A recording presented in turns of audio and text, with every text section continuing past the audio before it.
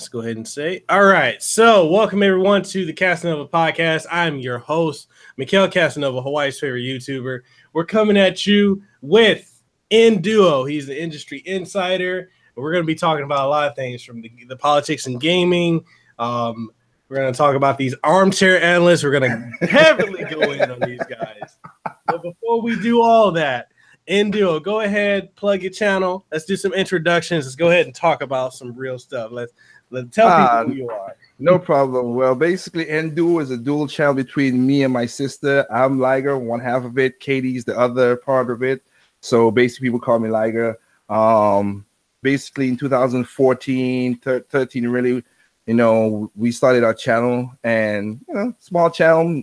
I did it just for fun and as a hobby. Always has been. I don't care for the whole try to be famous on YouTube and that stuff, but people have come and asked a lot of inside stuff, and I'm an insider by doing just I own a company that does audio engineering, and I've worked with EA, Microsoft, Sony, Platinum Games. I've done a couple of stuff with Platinum Games. I literally have been into the secret Kyoto office in Nintendo in 2015. The new office, when they opened up, I was there, and I got in there and saw how Breath of the Wild was coming along and all the exclusive stuff like that, and I enjoyed it. And Square Enix, like stuff like that. So I work with a lot of gaming studios. Also, I can't forget one of my games. I also worked on Red Steel 2, which was a good game. Damn good. And game. Ubisoft. So yeah, I've been spread around working games since 2005 until now. Been working in the industry. That's amazing, man. Like that's really, and it's funny because there's so many people that talk about how they have this insight, like the new Xbox is coming in 2020. My friend, like I know you saw that video. Yeah. Yeah. Look. I'm not, like I said, I might be industry insider to certain cases, and I could tell you the bad parts about it. Because again, working with EA, they gotta pay me a lot of money for me to work with them again. Because I ain't. I've seen some stuff. I've seen some stupid stuff from them, but the Xbox stuff, the PlayStation, like the Armchair Analyst, who's look. My channels are about having fun. I do talk about numbers and sales. But in relevancy, I always talk that if this game sells this much, it's because of a budget, not because of things. Because again, Metal Gear Phantom Pain, everybody loves that game, mostly love that game, and good. It was a financial flop. Final Fantasy 15, a financial flop. Sorry, the budget was too crazy, and that's what's been going on too much lately nowadays. So when you hear, as I had to do a video which you commented on, we'll talk about the 3DS. Or the Wii U, where everybody said, "Oh, the Wii U was a flop." Was it? It was a flop in the, we call it, I forget what people call it, in the popularity. It wasn't the popular thing. It was that, and I would succeed to that. The name was not good, but financially it was not. But people just go off the narrative of IGN, GameSpot, and just just repeat what they say. And if you go to the IR pages of Nintendo and you see how, well, again, his simple economics 101. If your profit margin is higher than your operational profit costs, you're making money. And people don't. Again, sorry, if your cost was $5 and you made a $10 profit, you have $10. You made a $5 profit. You still made money. People don't know that, so. It's crazy. Yeah. So there's a commenter in the chat, also Jiggly. So he asked, he said Final Fantasy 15 was a flop for real. Yeah. Financially it was. Yeah. Financially it was a flop. It was supposed to send Final Fantasy 15 is supposed to sell 10 million in the first year. It did not. It sold 7.5. It did not. And that was just to make its money back. That was just to be, even. We put in this much money into it. It's supposed to be that. It didn't happen. And the reason I said I know this because I also worked on Final Fantasy 15 with that and the movie. And one of my friends like, so why you don't take royalties from them? I said, to the hell I won't. I'm gonna get my money up front, and if it fails, I take a low royalties, get my money up front, and if it works, it works. But I started in writing that they spend too much money on the engine, too much money on the advertising. They redid the engine like 5 times. They broke the budget 4 times. It was like, yeah, this is a mess coming up. So I took my money and bounced. Yeah, that game, because that was in development for. I know they announced it in. What was it? I think it was 2006 or 7. Yeah, but it had been in development since what, 2003? Could be. I mean, I got into the I got in 2014 to help him out. So yeah, this was it was just whatever. And I'll give you an example. Like I said, the Phantom Pain, the budget for that game, was 140 million. That's what the budget was for the Phantom Pain, and when it sold 6 million in the first year, it was still nowhere close to making the money back, and that's why it was a financial flop. It was good. Everybody had high praises for it. That's what I'm saying. It's good, but if these companies don't make money from their investment, they're gonna go under. That's what THQ. That's what a lot of these companies going down. In 2000, in the 7th generation. 109 studios shut down. What? Yes, 109 studios. I'm not talking no mobile stuff. I'm talking about serious studios. I have a list. I could email you. You can see it. Yeah, 109 studios shut down in the 7th generation because the budgets got too crazy and people didn't take into it. Good God. I mean, that's why I'm wondering, like, Respawn, what's going on with them? Because every time I turn around, like, Titanfall 2 is ludicrously cheap. And I'm like, it's a good game. It just I have the game, and it's a good game. EA screwed them on that one. You put that between Doom, Gears of War, Call of Duty, and Battlefield, it's not gonna do well. And the thing about it that sucked about it is that Titanfall 1, I played it, but I didn't like it because I'm not a multiplayer person, online multiplayer person. That's not me. I like single player more than anything. So I liked it, but I didn't get into it. But when Titanfall 2 come and they said they're gonna rechange this over, and I was like, oh man, I bought it for PC. I was like, this is what it's all about. I was like, damn, this is a good story, and I like it. But again, Battlefield, Call of Duty, Gears of War, Doom. That sucked up all. It's a shooter. No matter what, even if it's a different style of shooter, it's a shooter, and he sucked up everything. Yep. And I think if I have to say, this is conjecture. This is me just theorizing. I think EA did that so they could buy him. It makes sense. Buy him on the cheap. I think that's what EA did that. The sad part about it is when those guys were talking about, well, we work with EA, it's going to be great, and blah, blah, blah. I'm like, dude, they just shut down another studio. EA has shut down 14 studios in 13 years. Not a good record. Golly, that's crazy. Not a good record. I would be like, I look at EA as a plague. And as last night I was talking in the studio with some guys, they're like, because we're talking about the Division. And I'm like, Ubisoft is going to be doing this. I said, look, Division, Ubisoft, he said, what he said? Oh, that was saying that EA. Yeah. That the game would have died if it was EA. I said, no. EA, and he was comparing it to Mass Effect Andromeda. I said, the only reason Mass Effect Andromeda got messed up because EA rushed them. It was because of greed. Yeah. EA's all the game studios that fail or go down is because of EA's greed. Ubisoft is because they do bad programming. That's the difference. Because it was crazy to see what they did. And of course, the industry is what it is, but from my perspective, I've said this to many people. Look, we're in a capitalist nation to a degree, but we're in a capitalist nation. But all these YouTubers and everybody arguing for stuff like, hey, if you guys want to stop all these bad practices, it's a simple thing to do. And I've been saying it all through my channel. If you don't like it, don't buy it. Yeah. Speak with your wallet. If you don't like it, don't do it, and they will go back. The problem with EA is too big, but you gotta hit them constantly. You just can't let them get off with Star Wars Battlefront. You can't let them just get away with that. You got to keep on saying, okay, we're not going to do this, because right now Anthem is not, to me, from what I'm seeing, Anthem is not shaping up to be what they said it's going to be. I think it's going to be way different than, I think EA, those guys are talking too much, and it's going to be way less than a lot of people think. You look at when you look at E3, you're like stunned. Didn't they push that back another year? Yeah. No, there's a lot of games that got pushed back. A lot of games got pushed back. That's why, and I will say this to you, because again, I am NDuo and is a Nintendo channel mostly, but I talk about all game systems again. And as I was telling you that, yeah, if anybody's watching, I don't care what you play. Just enjoy. It's your money. Nobody's holding a gun to your head.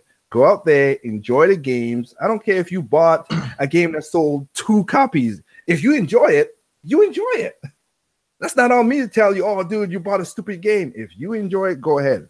But if you make arguments saying that we need to stop these broken games and all this stuff, that's what come down on you and say, well, dude, sorry.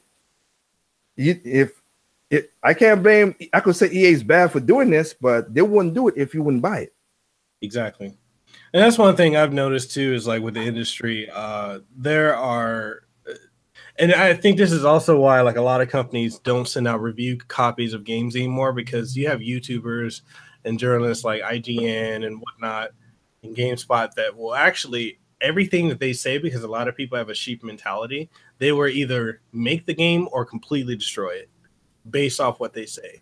And there are some games that are phenomenal that just don't get played because you got, some YouTuber that didn't like a mechanic. I mean, thankfully that didn't happen to games like what was a game that came out last year? Was it Cuphead?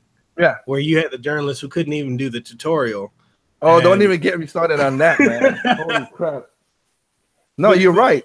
You're right. Go ahead, but you're right. Go ahead. No, but it's like it all it takes is for one person or a group of people to not like something, and they're gonna go on the tirade and bash it over and over and over, and then you're gonna get to a point where people are just gonna have this mentality, oh, it's not a good game. And that's why, like, even on my reviews, like when I review games or give review codes, I try to tell people you need to go out and play these games for yourself, because there may be something that I dislike about it that I like. Yeah, like, and that's why I said end of my things. What's perfect to you is not perfect to me. What's perfect to me is not perfect to you. And that's my mantra on my channel, because there might be mechanics that I love, and then there's mechanics that you'll hate, and what you love, I'll hate. And then again, you can't make everybody happy. That's the old saying. You can make people happy some of the time. You can make some of the people happy all of the time, but you can't make everybody happy all of the time. You just can't. Yeah, you can't do that. And when you talk about the reviews, trust me, I have my little rant about that crap that happened. Cuphead, phenomenal game. Sad that had to go through that crap with that guy. Also, Polygon, that freaking website. You can't beat Star Fox Zero on invincibility mode in the first stage. You're invincible. How are you losing? Yes. Are you serious? Yes. Oh my God. Why they didn't move. That's why they didn't review it. That's why they didn't review it. Polygon did not review Star Fox Zero on the Wii U because they couldn't pass the first stage on invincibility mode. Oh my God, yo. They couldn't do it. And I was like, what? And it's the same guy who did the whole thing with Doom, Altergeist. It was the same guy. So he's like, this is crappy. And there's another game on 3DS called Codename Steam. They couldn't beat the first boss. I'm like, you guys are gamers? You guys are gamers? Yeah, they changed the review. They did change the review on that one. They gave it a 3, and then let somebody else played it, and then reversed it to a 6. But it was a 3 at first, because I have a video about that. And I was like, and I did it live. And I was like, oh, they changed the review. Oh, you bastards. Okay, yeah, you know what? It was a sound game, but they couldn't figure out the mechanics to get behind the monster and shoot the monster in its weak spot. And I was like, you guys, why are you putting these videos on YouTube? Don't put these. It makes you look stupid. It just does. And if you have those kind of mentality, those guys reviewing stuff, then yeah, your reviews is gonna be crappy. And then we have the gamers on the side of the gamers now, where a 7 is looked as a horrible number. Like, it's good. 5 is the average. That's above average. None should be wrong with a 7 or 6.5. I played a couple 6.5 by a lot of people that was awesome. Again, just like Codename Steam was basically a 3 by Polygon. Play that game, enjoyed it. Didn't care what they said about it because it was a good game. So going to what you're saying, yes, some of these games you do have to play it. But if you see brokenness in it, yeah, I would say you got to stay away from that broken stuff. If you see people talk about the brokenness, yeah, back away from that. But enjoy what games is out there. Yeah. Yeah, like there's one game, and I know like a lot of people didn't like it, but I really enjoyed what was it called? The Bionic Commando remake from 2009. I enjoyed it thoroughly. And I know like the mechanics, they could have been, it was something that I feel like Capcom didn't put enough budget into. I feel like they rushed budget and time for story. So, yeah. I'm not gonna deny, like I said, if you enjoy it, that's my point. But they had some mechanics in there that was thing. I didn't play it, so I can't really comment too much. I didn't like the aesthetic of what it was going, and when I heard the story, it was like, you know what, I'll pass on it. Not being negative, no. You know, and it's like it's games like that, and I could also like bring up like God Hand. That game, oh my goodness, trashed. But it's a good, it is. The mechanics was solid on that one. I can't argue with that one there. I played it, I enjoyed it. Little kooky. That's platinum though. Well, at the time, Clover Studios, that's what that was. But the mechanics were solid. I didn't see no fault with the mechanics. And it's like just because the reviewers for those games for that game was trash, all these reviewers just like gave it was a 6 and a 5 and a 4, and I'm like, this game is great. It's hard as fuck. It's really weird, but if you learn the mechanics, it's like it's super good. But you know, and that's one of the things like I'm finding as you know, being a YouTuber as I'm doing these reviews, like I'm seeing all these other YouTubers put out reviews for games. I'm seeing these journalistic sites put out reviews, and I'm questioning the integrity of a lot of these people. Like, for instance, Metal Gear Survive, like that came out. We all got the game the day of release. We didn't get it before. We didn't get it after. We got it the day of release, and they sent emails to, and I got an email chain with all these YouTubers and press people that got it. And basically, you couldn't play it prior to the day of launch because they didn't want to make the servers active. And so like the day it came out, within the first 30 minutes, everyone's throwing up reviews and trashing it. And I'm over here like, hold up. That doesn't make any sense. How do you have a review up for a game we couldn't even play? You know? And it's just, I don't know, man. Like I just really gotten to a point, like I just really the integrity of a lot of YouTubers, man, I question it. I saw was a YouTuber yesterday, Back Pocket Game Reviews. He made a video talking about how like a lot of these guys, like there's a lot of integrity issues with a lot of these guys too. Well, this is something I've seen, and we talked about it just before we went on live. Look, there's a lot of people who go to my channel and say, all I have is 320 something subs. I don't really keep up with the subs that much. Like I said, I put content up there for fun and just it's a hobby. But there's a lot of people who you go to the comment section, and others like, man, you should be way bigger and this and this. I'm like, I don't care for the numbers. I'm doing this for fun. I don't care for the numbers. And the reason I said that because I've seen channels that started out small, and then when they start changing to think I could get YouTube money, they do clickbait and stupid stuff after that. I was like, what? I used to like, I'll call it now. I used to like RGT85. He used to be in North Carolina, and now he moved to Delaware. When he first started with the Nintendo Enthusiast, I used to like the guy. He used to be this and that. And now he's doing clickbaity stuff that's make me think like, why? Why are you doing that? When you was honest to yourself when you was that, now you're doing this, and I'm like, okay. And he quit his job to move to Delaware to make YouTube his only way to make money. And I'm like, well, good luck on that, homie. I wish you the best. Because all these YouTubers, the thing that annoys me the most about YouTube reviewers or big YouTubers, except for the PewDiePie and Markiplier, they're making millions of dollars. They got millions of subs. That's understandable. That's a business. That's kind of a business for them. They're making money. But these guys like the Richard Review Tech and all these little channels, whatever stuff, because like I gotta tell you a story, Richard Review, because that is hilarious. He's one of those guys who don't make sense too. But when they get to that point, and they talk about, well, we want copyright strikes, and we don't want this and that, all that stuff. I'm like, well, I can even give an example. Dreamcast guy, as we were talking about, Dreamcast guy, he had a video. He talked about that Watch Mojo took his video when he did the top 10, whatever, Big Lies. I remember that too. Yeah, and he talked about it. He was angry about it. I got you. The things that he said, and RG8 and all those guys were defending him, and I'm saying the thing that they were saying, I was like, one, you can't prove that. Two, you can't prove that they took it there. That's one. So it ain't gonna work in court. Two, a lot of these YouTubers think just because you put a video on YouTube or Facebook, whatever, here's the thing, you publish it public. You didn't went to the copyright office and copyright it, so anybody could take it. Yeah, it's in public vernacular. Yeah, so you don't own it. Now, if I copyright something or register my company and copyright it, like a Sony or Nintendo or whatever, yes, I can. They can sue you. They can do stuff.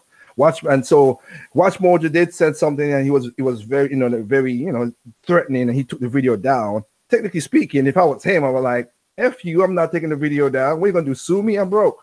Go right ahead. I don't care. But he took it down because he took it down because they was basically saying they were gonna sue him for what do you call it? Defaming their name, basically. Mm-hmm. And he cowered away from that. So I say, hey, you know what? But a lot of these guys think just because you're on YouTube and you publish a video, no, unless you copyright the video individually or whatever, you don't have the rights to it. YouTube is making money off of you because you simply just take a video and put it up on that. It's not copyrighted. It's not. You got to know that. And that's the thing I've noticed a lot of these YouTubers, they have no understanding of business practices. They think that just because they get on, they bitch and moan in front of a camera, that means they have the right to something or they're entitled to this. And it's like, no, that's not true. You guys need to understand the copyright laws. Like a lot of them don't understand that. They think just because they'll put something in their description of their video, they're covered. No, it's not. But here's the thing. Everybody always hit the fair use, and I've done videos on this a lot because again, being in the music industry, I know about the thing. Here's the thing.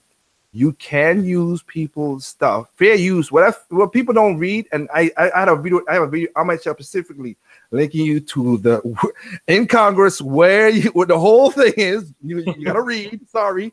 I know a lot of gamers don't like to read certain things now. We got rid of manuals because people don't want to read gaming manuals because people don't want to read, but you got to read the thing. But it breaks down to this. I could take Jay-Z's music and put it in my video. I can if I wanted to. The thing is, when it's fair use, I'm using it for educational or spreading the news, whatever, but I can't make money off of it. Mm-hmm.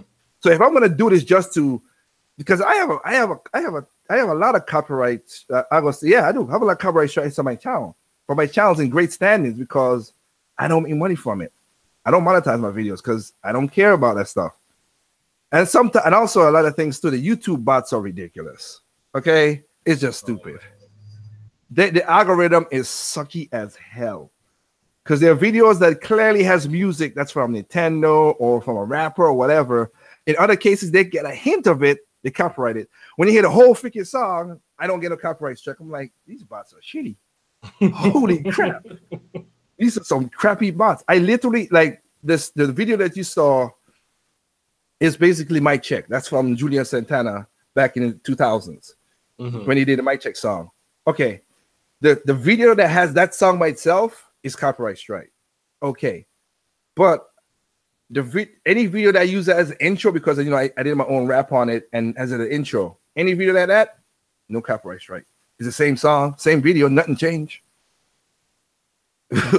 So it's just, yeah, YouTube itself is this thing. But going back to what you were saying, yes, it is crazy that these guys, they started off good, they got famous, or they got some kind of fame, they felt it, and then with that they start doing clickbaits, putting up because they have to feed that algorithm of YouTube having a constant video all the time.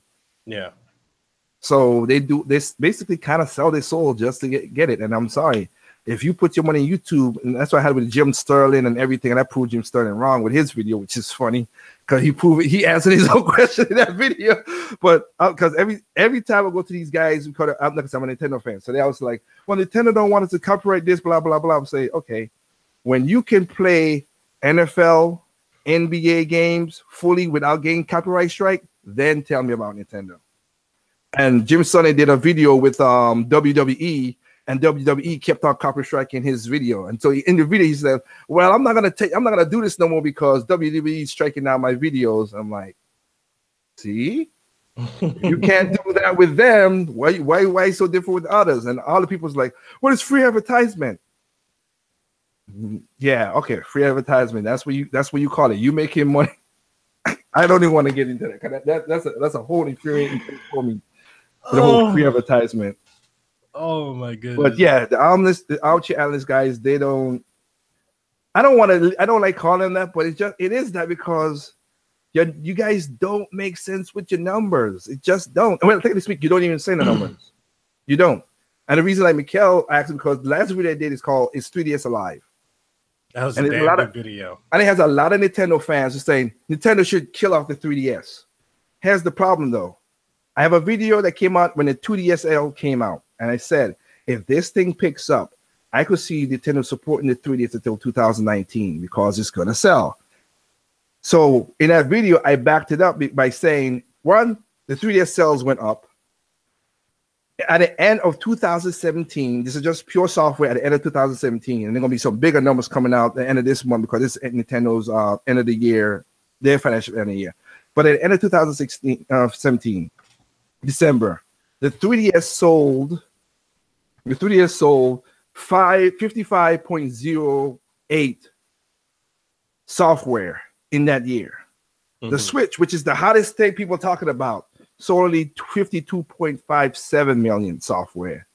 Why would I kill off the 3DS if he's selling more than the Switch software was? Or by the end of this, by the financial year, the Switch might overtake it because it has some good sales. But the 3DS is keeping up with that number. So why would I kill it? That don't make no business sense. No, it really doesn't. And it's the thing that it's just what's getting me, man. I see so many people keep saying, "Oh, I'm just ready for it to die already." Oh, here's something simple: don't buy it. Thank you. You know. Thank you. If you they think that this is the thing that killed me. The guys in the video that I use, what annoys me, gamers saying they don't want games. That's weird on its own. But you guys saying, I don't want this game. I don't kill the 3DS. These are arguing that these games are coming to the 3DS. Why do you give it to the 3DS? All of you bitches have the 3DS. And every one of y'all have the console. It's not like you got to go out and buy a PlayStation 4 Pro because you ain't got the game. You don't have to do that. You have it. You guys play games. So why are you bitching? Jeez. Exactly. All right, the Switch should be popular. Look, I could give a rat's ass if the Switch is the number one. I did a video about this with the Wii U. I don't care if the Wii U is last or the Switch is number one or the Wii was one and the Switch is last. You give me good games, you got my pocket money. That's all I gotta say. Yeah, it's all about quality. Yeah. And these guys using numbers again. Don't remember. I have a video with Angry Joe, and he still ain't did it, which is funny as hell. Angry Joe, like, I was sue Nintendo. I will sue you if you copyright my video from Zelda. I'm like, look, Joe, Zelda was gonna be the biggest game of 2017, which it was. You'll try to get on the hype. You're not gonna. I said, you know what? Go if Sony, and Sony did last couple times Nintendo. If Sony, Philips, and a lot of Texas Instruments, those guys have millions of dollars. If those guys can't beat Nintendo, what think you gonna beat Nintendo? A regular YouTuber? Get the heck out of here with that stuff, man. Yeah, man. And what got me about Angry Joe was I could have swore he said he would never do another Nintendo video or anything that they have. And the next thing I know, he's trying to do Zelda, and then he's bitching about the copyright, and I'm like, you're making money off of something that they made. Like, come on, guy. But the thing about it, I talked to Joe once, and he understand where I was coming from, but he was just plain ignorant, and I was like, that's stupid, dude. Maybe that's why he never talked to me again. because I said, dude, okay, you the content you don't play on your channel is Nintendo's content. Okay, think of yourself as a bar. Yeah, have the free drinks, get the ladies in. The ladies come in, you'll get more guys. So take the hit with the Nintendo stuff that you can't copyright, and you get more Nintendo fans to come to your channel and maybe watch your Rambo review or your other review or your Dragon Ball Fighters review because they're gonna like your content. You're gonna take the hit, but it's like you pay $1 to get $5. Yeah. Do that. I love that you bring up that club because I used to be a club promoter out here in Hawaii. So it's so true. It's like, how do you make so much business in a club? You let the ladies in free. The guys come in, they buy the girls drinks, they pay for them to get in. It makes so much sense. That's the sad part. And as you just said, and even though I listen to other videos, I don't use the word common sense no more, political or gaming, because common sense means you got to be common. I say simple sense now because it's not common no more. Yeah. It's dead. It's just dead. I don't say it no more because that is just what you just said makes sense, and that's why I told Joe, and he was like, yeah, and then he just, like I said, I try to text him back again, and he didn't. I was like, you know what? Go right ahead. And that's why I made a video about him, because I'm like, go right ahead, dude, and Sunitana, please. That's why when I did my last stream, there were people like hashtag Sunitana jerk. I was like, wow. God, they were brutal with it. But yeah, that's the stuff with YouTube. Yeah, these guys, look, if YouTube, I'll be honest, YouTubers have never persuaded me superly. Like I've never made a decision, and I've talked about this with reviews. Like you have your reviews, I do reviews too, but I call it review discussion because I don't give a score. I just said, hey, like when I did Xenoblade Chronicles X for the Wii U, and I got the Japanese version of it way before the American version, and I give a review on it. I was like, hey guys, this is the bad, this is the good. You make your decision, have fun at it. I don't put those scores in because I want, like you said, I want you to go out there and play the game, or in my philosophy, look at other YouTubers, just get a spectrum. Add your IGN and GameSpot, but then add a YouTuber, then add another. Just add multiple sources so you could get a good thing. Because I saw the video with Renegade.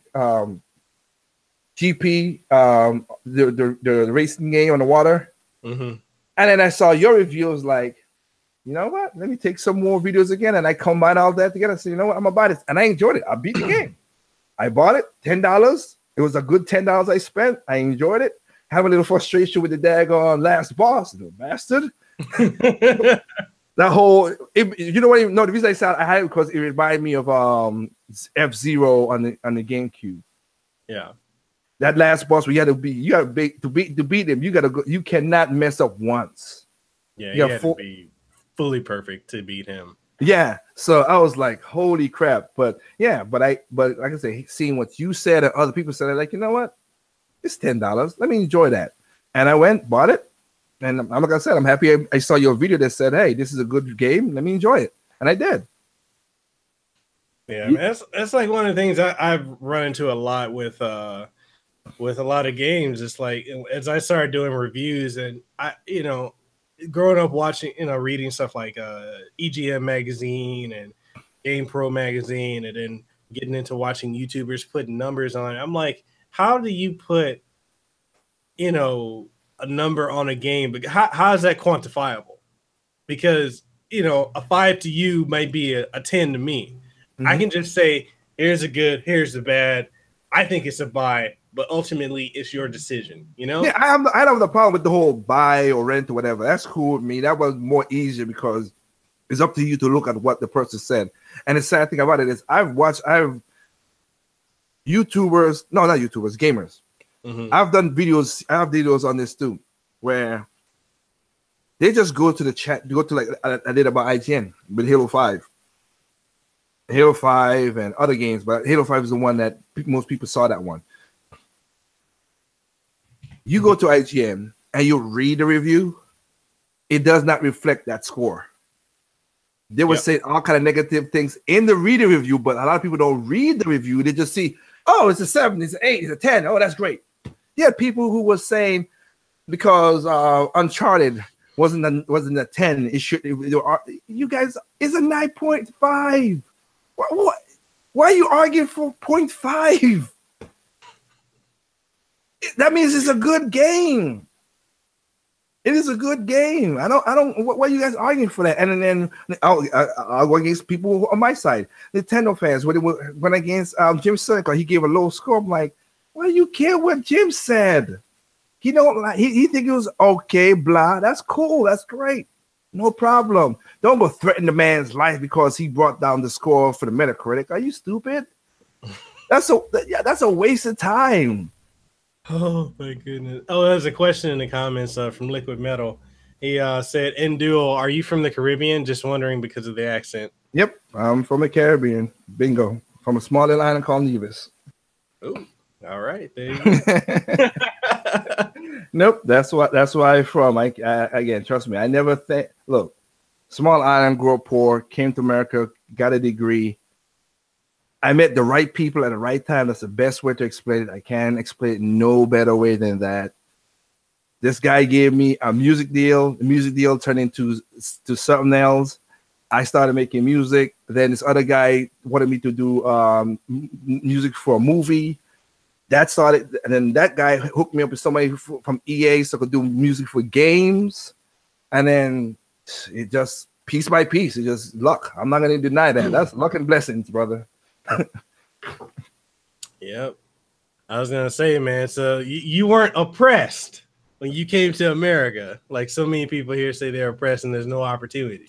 Again, we could do that for another, we could do that for another podcast.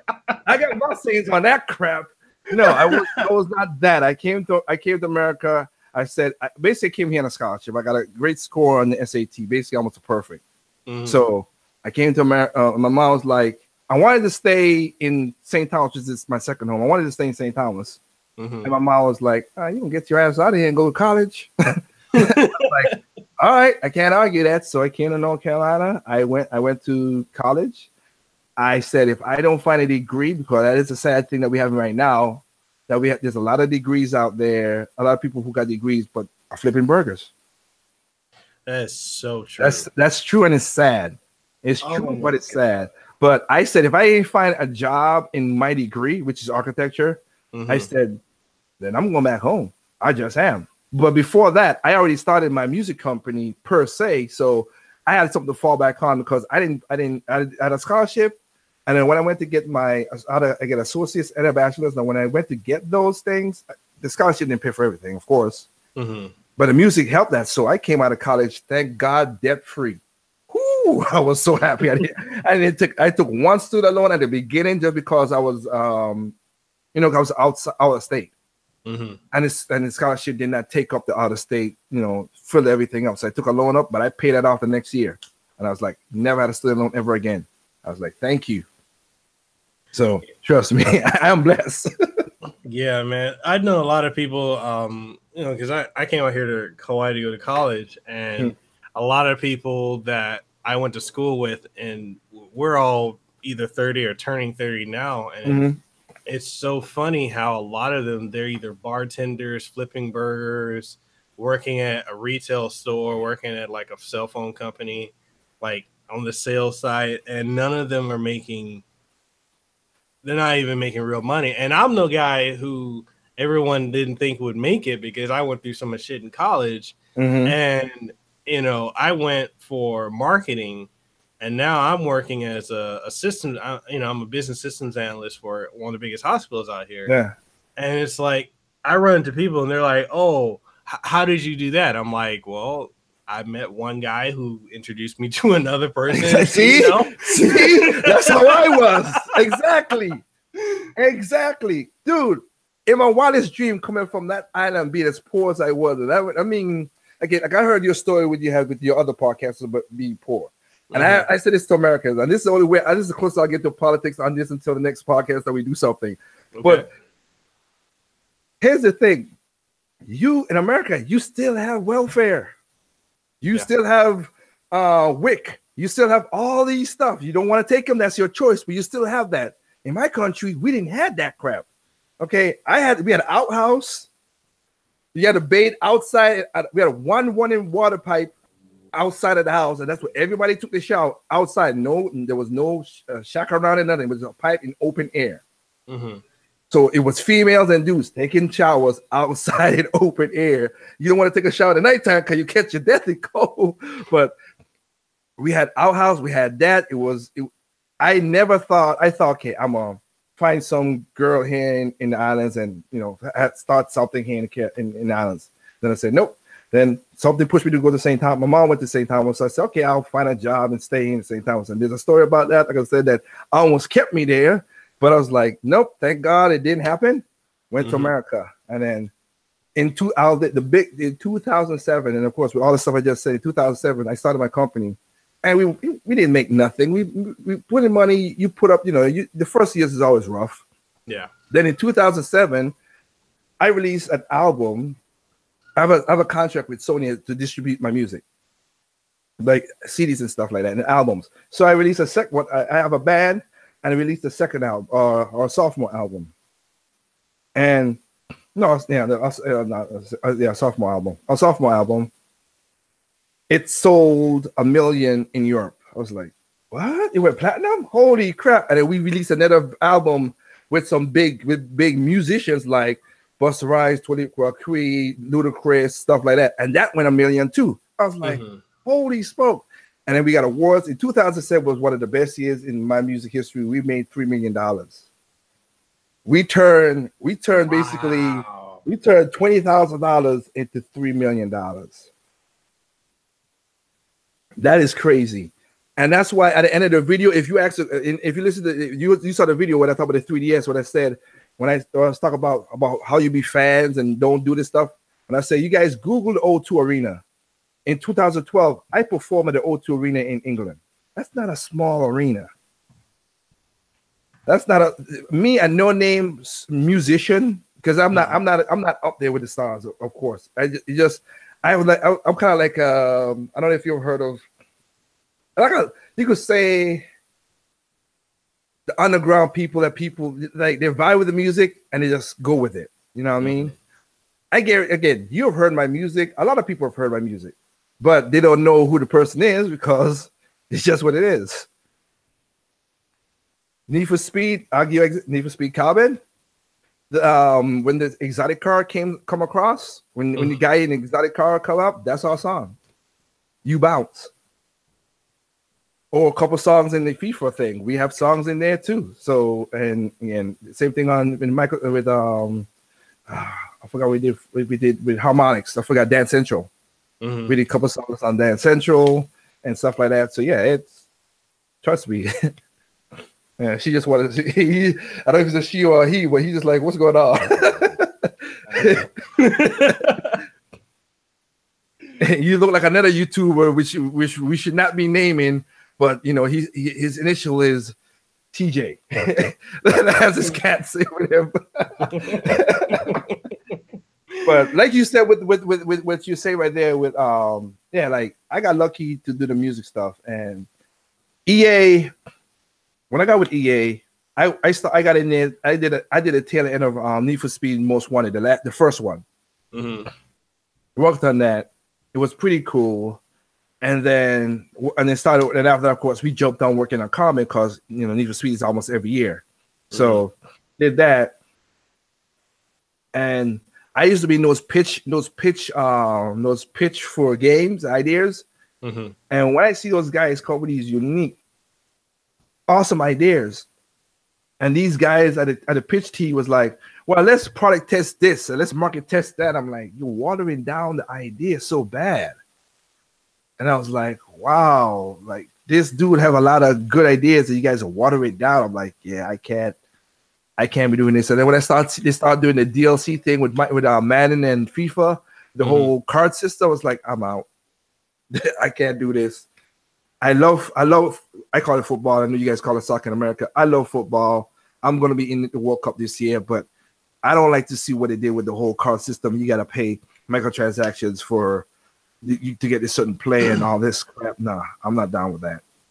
I mean, it's gotten to a point that a $62 game now costs you upwards of $120 or more if you factor in all the DLC you're going to be paying for. It's insane. It's insane. I understand. And again, there are good DLCs. There's bad and there's good. And there's some out there that's worth it and some that's not. If I see you give me a lot of good content at the beginning, I'll buy a DLC pack or a season pass if I feel like it needed. But if I see that you short thrifted me, I'm not gonna buy it. I have not bought one DLC pack for Dragon Ball Xenoverse 2. But they gave me the first game for free. And they just did an update just last week. They give you more content of fighting with the GT and all that. I'm like, I've not bought nothing. And right now I'm a level 90s, and I just got Super Saiyan God Blue.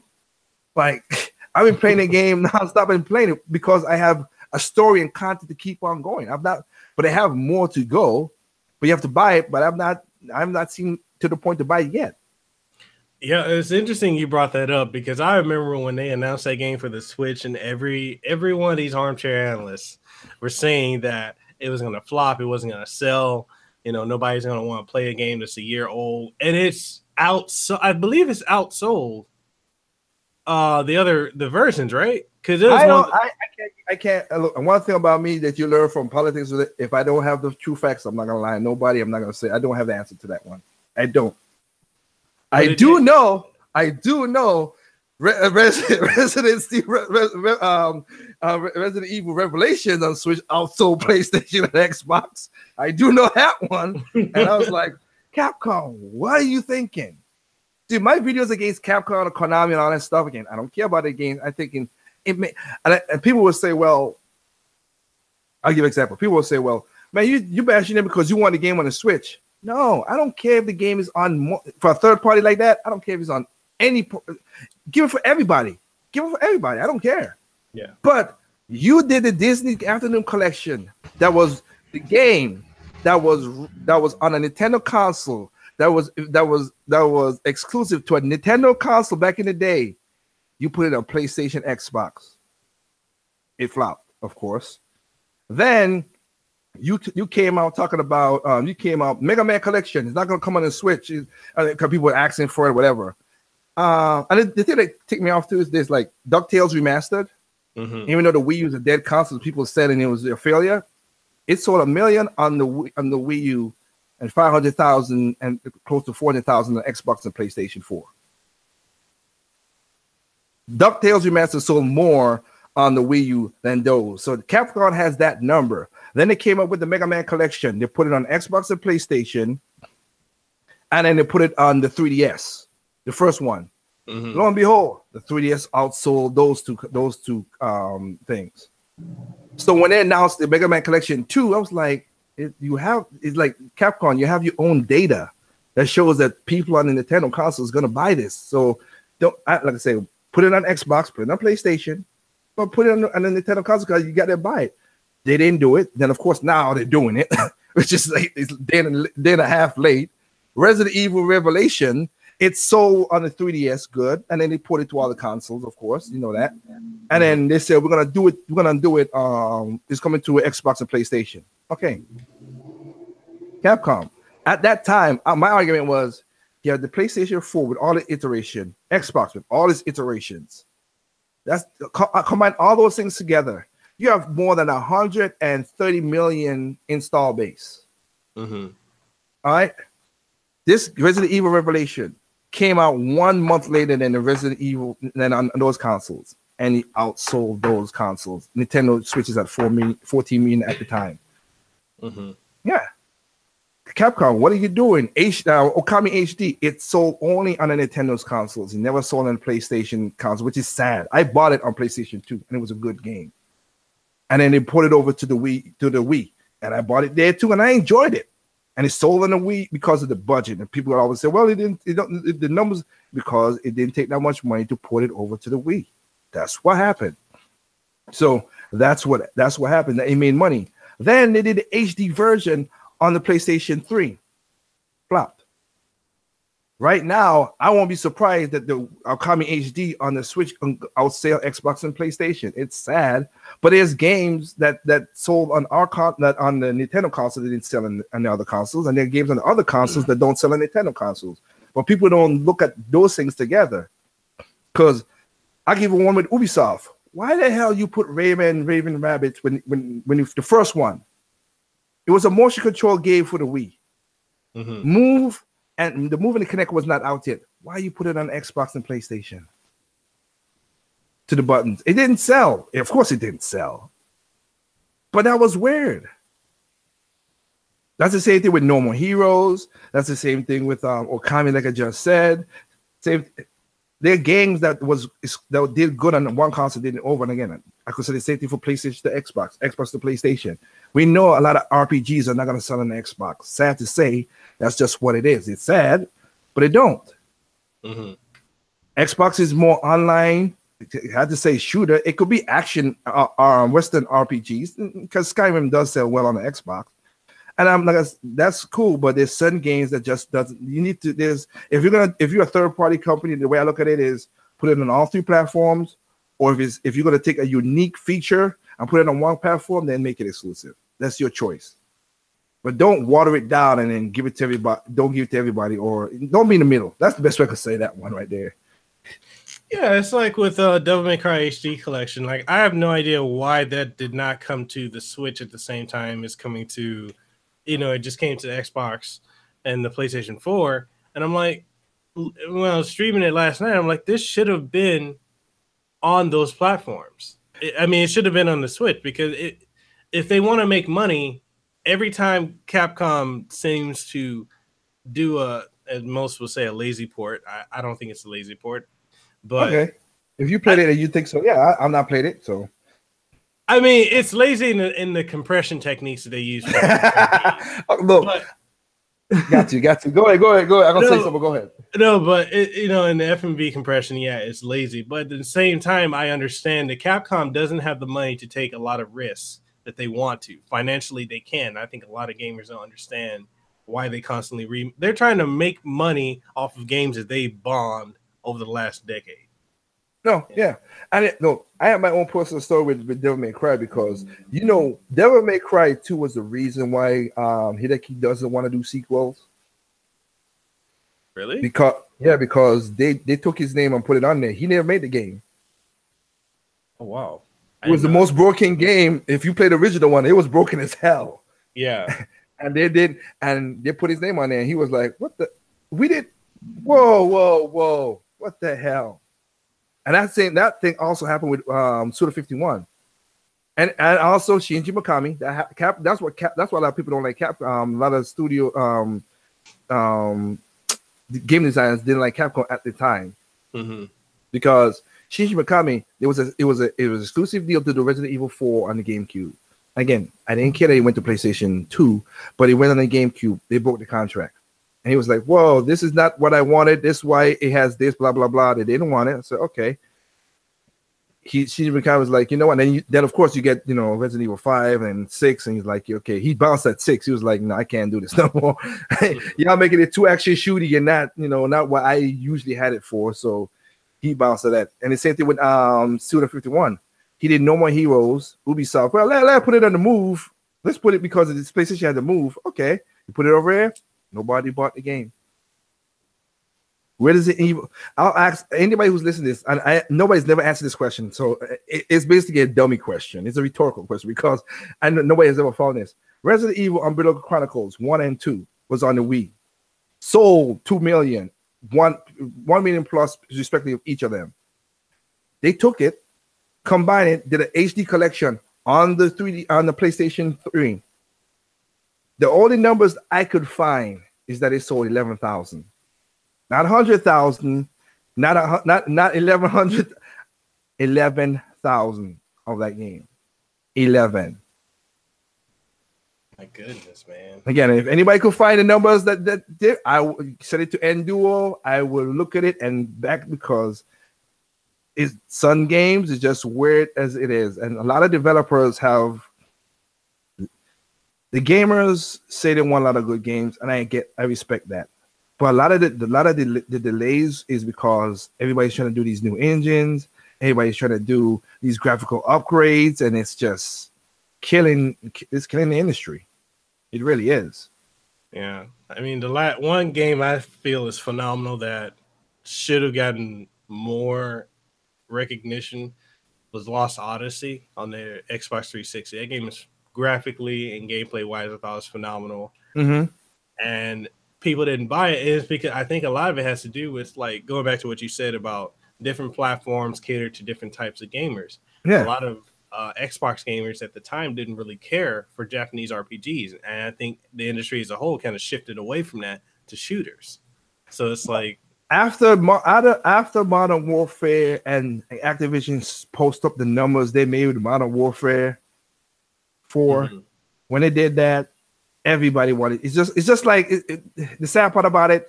What happened in gaming is what happened to music, what happened to movies, whatever. If you see one franchise do something just disgustingly making a lot of money, everybody's trying to copy it, emulate it. That's the sad part. Everybody does. Because I'll give you something. I'll give a little test right here. That's small, nothing hard. But here's this: in seventh generation, what was, and that's what, and this is true. This is let me see. What franchise was the most popular in the seventh generation?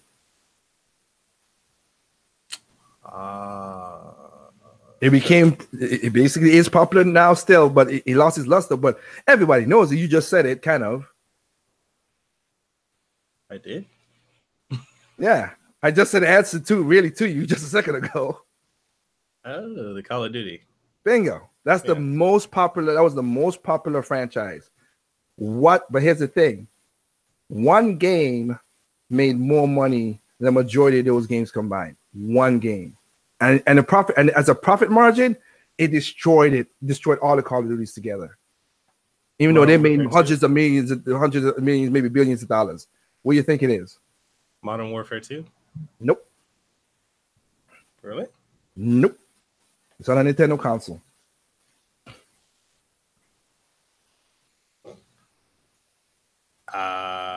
Black Ops 2? No, it's not a Call of Duty game. No, it's not a Call of Duty game. No. Wait. It's on a Nintendo console, but it's not a Call of Duty game. I don't know. Mario Kart Wii. It took $20 million to make that game. That game sold 37 million, of course, on the Wii, and made over $2.5 billion for Nintendo. One game. Holy crap. One game. One game. That's not that. One game did that. Goodness. Trust me, every time I show people that, I talk like, dude, that's why I say I talk numbers within budgets. Wow. That's why I did that. That's why on that 3DS game, the 3DS video that you saw, when I talked about Kirby or stuff, Kirby Planet Robot on the 3DS that came out 2 years ago. To make its money back, all he needed to sell was 250,000. That's all he needed to make his money back. That game got released in Japan a month before it came to America. You know, in the first 2 weeks, he sold over 250,000 in the first 2 weeks. So he already made his money back. So after that, coming to America and Europe, it's just gravy. It's just profit, straight profit. You put in your investment, you make your investment back. Everything now goes to being profit now. Oh, so we got in the chat. That game collector in the chat, he says, yeah, but Mario Kart Wii, it sold that many. It only did because it was bundled with the systems. It was bundled with a system, but let me see. Every game that outdid in that generation was bundled with a Wii, because you had a Wii Fit. That was bundled with it. Wii Sports Resort was not bundled with the Wii and still sold 34 million. So the thing, and I'm not disclaiming what he's saying. The thing is that exclusives matter, and Nintendo know what they were doing. Same thing with Sony and PlayStation, Sony and Microsoft. That's why Microsoft is hurting now. I'm sorry, I have nothing against Xbox, but you can go to my channel and find the charts and the numbers that I put up since 2012. The shareholders of Microsoft wanted to get rid of the Xbox division. And they had it in their meetings. You could go back and look at it. You got to read the PDFs, but you could read the comment notes that the Xbox division has made no more than 1% profit for Microsoft. Yeah, they don't care for it. The Xbox One was I hate that. Sorry, The original Xbox. I hate that dumb thing that I really do. The original Xbox never made a profit. That's what's messed up. The 360 was gonna be great and it was gonna make profit. Then came, of course, Red Ring of Death. That fucked everything up. They made profit. They were gonna make profits. Then Red Ring of Death came, which was if you learn what the Red Ring of Death was, that was just shitty soldering. It should have never happened. But they did shitty soldering, and then he decided the game console basically separated the metal, which is messed up. But the Red Ring of Death destroyed that. But in 2010, they did start making profits again, which is good. That's what they did. Xbox One. No, they sold it. PlayStation 4, the same. They sold the consoles for loss because they thought that the third party's game is going to make it up for them. They sold it for loss. Right now, I think Xbox did the most damaging thing to do. I don't know why they try to compete with PlayStation in certain way. I think you should have kept the Xbox One X as the Scorpio and call it your next generation. Yeah. You should have never. You should have just said, "Hey guys, we're gonna have exclusive." You shouldn't handicap the developers to try to make games to run on all three, the SX and the Xbox and the One. You could have said, "Okay, let them tap into the full power on the Xbox One." Then, we have backwards capability with all Xbox One games. You would have had a big library to keep you until the Crackdown and all the other games, the Sea of Thieves, anything super exclusive to come at you that you could have keep on doing that. But they screwed that up. I think they messed up by not doing that. Because now people, like you started when we first talk about, now they're going to release a console in 2020, in 220. Let me get it straight. You release a console in 2013. Then you release a console, then you did an upgrade in 2016.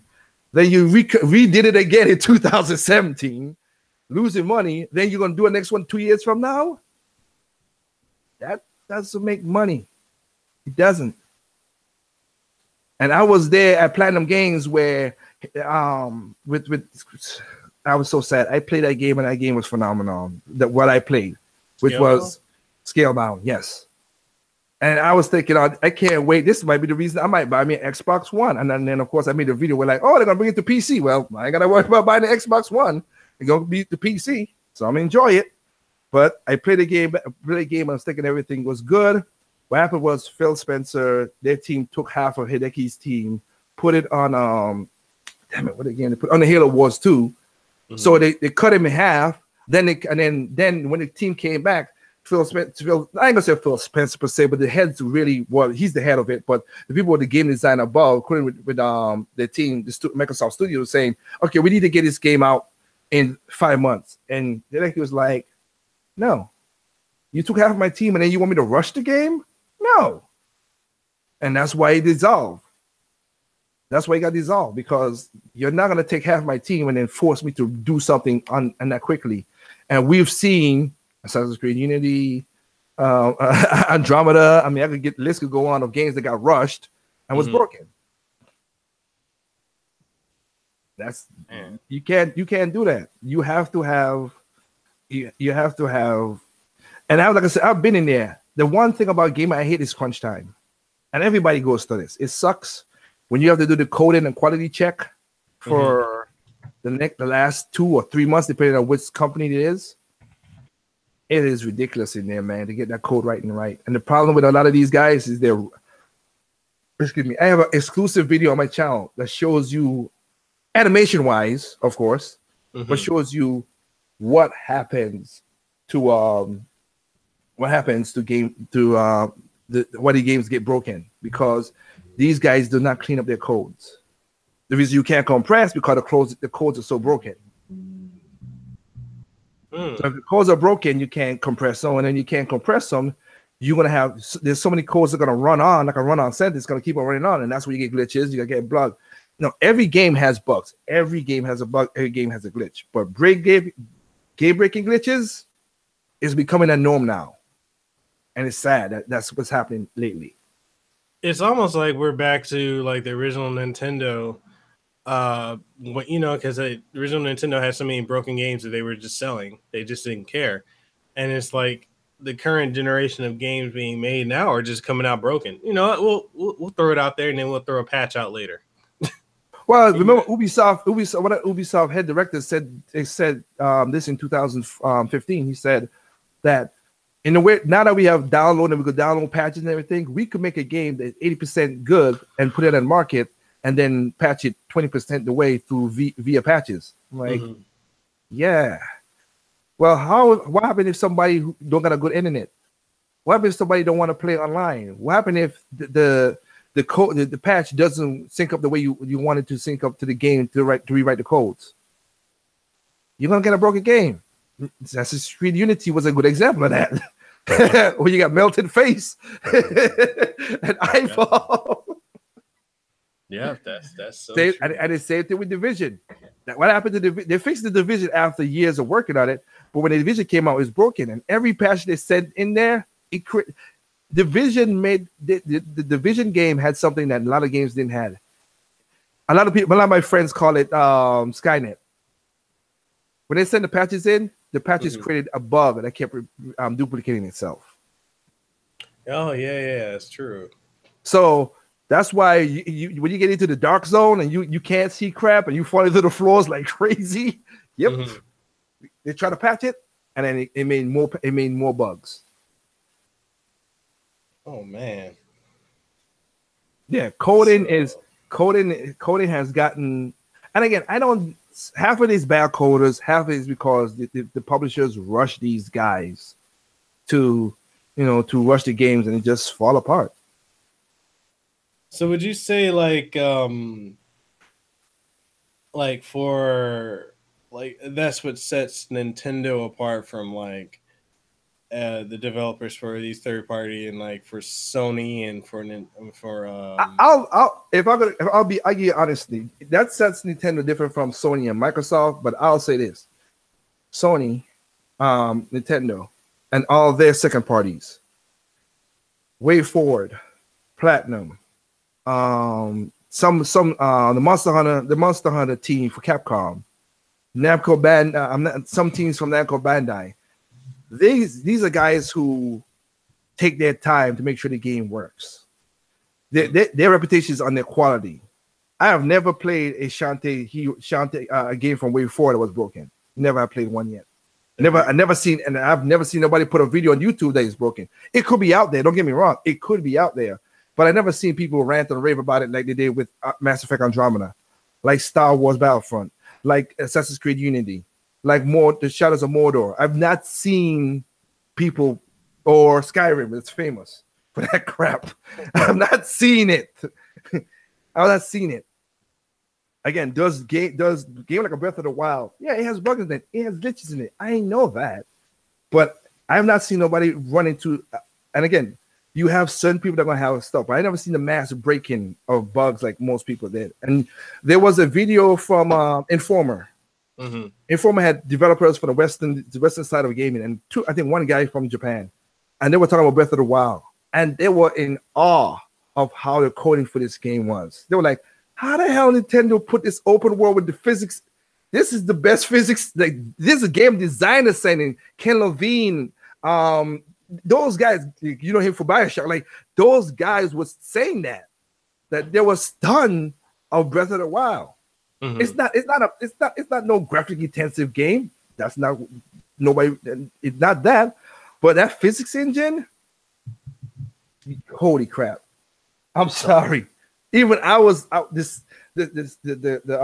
physics engine is crazy, and I remember somebody was saying, well, they use art style, cell shaded, whatever. They don't have a draw distance. Are you kidding me? If you anybody who played Breath of the Wild, do this for me. Go to the tower, the furthest tower away from Death Mountain, which is basically in the Gerudo Desert. Go to that tower. If you did not mess with the divine beast, which is the salamander, if you look over Death Mountain, you still could see the salamander walking on Death Mountain. It's not no pre-animation. He's stopping, he's doing all this stuff, and you still see the fire glow. That's a draw distance for your ass. That far away, and you can see that. And we have technically games that photorealistically look pretty, and it can't get more than 50 feet. That's thousands and thousands of feet in game sense that you could see that detail. When I saw that, I was like, okay, this is the real friggin' deal. Holy shit. Do you think that's going to be the standard for Zelda games going forward? Is off No. the Breath of the Wild? No? No. I'm sad to say no. What, and you know what? It goes to your question you asked before. What holds Nintendo apart from all the third-party companies? And I except for one person who's a stubborn-headed person, I never would talk to him. But if I ever get to talk to him, I was like, dude, stop being a jerk. Yamaguchi made sure that anybody who made games, Shigeru Miyamoto, Anuma, Iwata, all those guys, that they had somebody shadowing them. Remember, Miyamoto made Mario. He's executive producer to look over Mario, and he's of course the head of software. Mm-hmm. But you have Kazumi, who did Odyssey. Yeah, I forgot his name. Who did Galaxy? Like, you had other people who's doing Mario games that people love now. Remember, he challenged Inuma to make a sequel to Ocarina of Time in 1 year, which was basically Zelda Gaiden, which of course turned out to be Majora's Mask. And after that, Inuma became the head of Zelda. They let people shadow. The only person who don't let shadow is freaking Sakurai.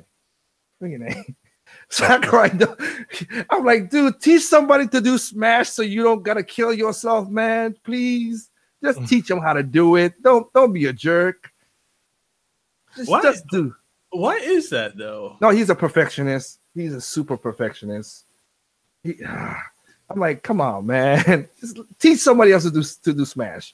And stuff. There are people in-house laboratories who know how to do Kirby just as good as Sakurai now, which is good. But I know that's your baby. Give it a little tender loving to somebody else, please. That's all I'm saying. Oh. He's the only person I've seen in Nintendo that doesn't let anybody shadow him, which is sad. But that's what they did, because again, you take away Igarashi. Mm-hmm. Nobody shadowed him. You can't make except for indie people, but there's nobody who Konami or whatever who made a good Castlevania other than him. You take away Kojima, sad but true, but nobody shadowed him, so nobody basically took up the mantle to do the Metal Gear style like who he is. Even though he's as eclectic and crazy as he is, there's no way of doing that. And most of the companies made their name off of Nintendo. I'm sorry, but Capcom made their name off of Nintendo. Konami made their name off of Nintendo. When the Genesis came in, then they separate. But here's something that was different. Back in the Sega and Sega and Super Nintendo era, each console had the sound music sounded different. And you know this, being that you and me almost the same age in the 30s. Well, you're gonna be 30, but I'm a little older than you. But back then, they know that each system was different. It wasn't about power. It was basically what this game could do. Let me make the game for this. That's why you had. Excuse me. That's why you had